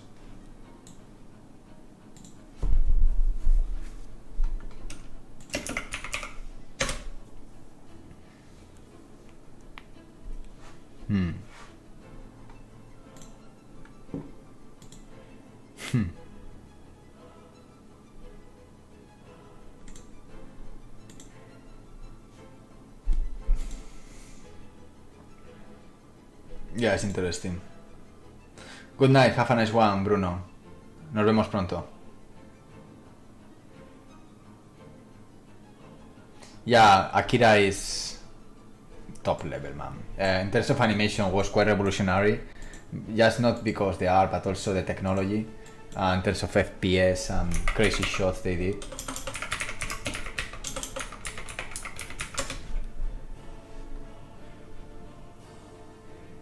You put Akira bio.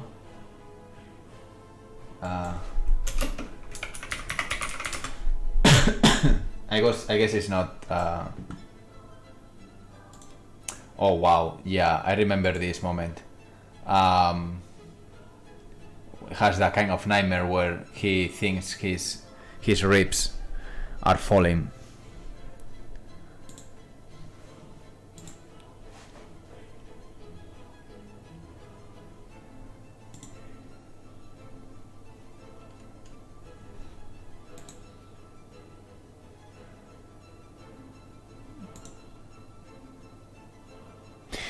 The idea of making something, annihilation is another inspiration, because the concept of making something scary and disgusting as something beautiful and polished. So one of the pitches of CRETE is taking something as disgusting as a muscle or an organ, make a beautiful sculpture like it was an Apple product, bringing both things together. So that's one of the designs. Is one of the briefs I do to the concept artists is, imagine that you take a muscle of your body and you want to make a beautiful sculpture with it, or the sausage theory, a theory I made, that is like sausages are interesting products where they are made of the fucking most disgusting parts of the animals, disgusting food, but they look so well presented and so well polished and so nice, with no, veins or fibers, or it's just processed meat that it feels beautiful, it's a sausage. So the same theory applies to CRETE. It's like taking the disgust designs of organs, muscles, fibers, and make that as a futuristic, polished and clean piece of art. So yeah, that's more or less what is behind the idea. Yeah, anyway, I think I'm gonna switch off, but yeah, I don't know if someone saw this, but just leave it with this little work the concept artist is making right now. I think it's not finished, but I think it's gonna be super cool. It's 2 of the 3 characters, Chris and Demian. This is for the selection screen. We want to use the opportunity of showing art whenever we have a chance, because I believe that's what makes the universe interesting and what makes the people to know more about the characters, about the world, about everything. And at some point, sadly, the live streams are not gonna talk too much about the story, because otherwise we are gonna spoil everything. But so far we are in the last moment, in the last kind of streams where we can talk about the story. At some point we need to put the curtain down and work more in the design and stop about the story. But yeah, it's gonna be cool. Part of that, yeah, welcome to the Discord. If you want to pop in, you can go to, I got it in the stream, like mayhemmiro.com, CRETE, and then you have the link to the Discord. Not necessarily, but I just want to let you know, guys, that I'm gonna do a Patreon where we are gonna put different tiers, not only for the support of the game, of course, but also I'm deciding to just spend 1 day a week into private supervision and mentorship calls, specific exclusive tutorials, and even material from the game that is not going to be used, like motion capture models, block out, gray boxing models to do your own design and things like that. But also, yes, animation and motion capture that is not used in the game and still have a good quality.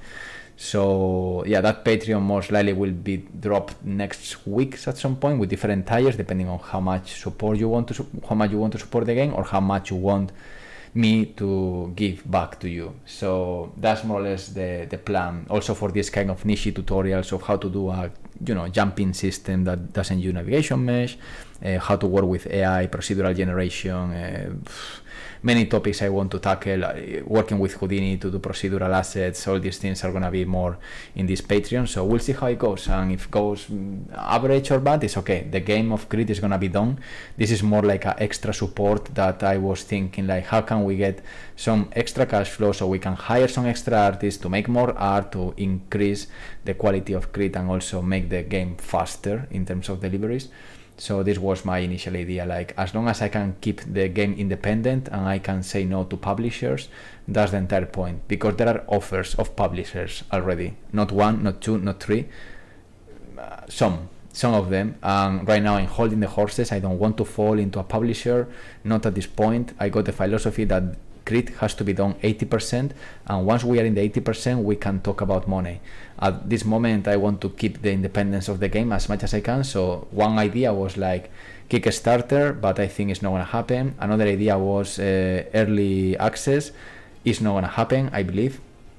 And I thought, look, I'm going to do a Patreon, and any cash flow that can go back, plus the mega grant of Epic, plus other gigs and work I do with some video games in other companies, all things together can make Crete happen in the most independent and unique way. I'm gonna defend 100%. So yeah, that's my little catch up about that. Anyway, thank you so much for watching. Have a beautiful night, evening, morning, any place in the world you are, and see you soon, most likely tomorrow at the same time, around 2 a.m. UK time.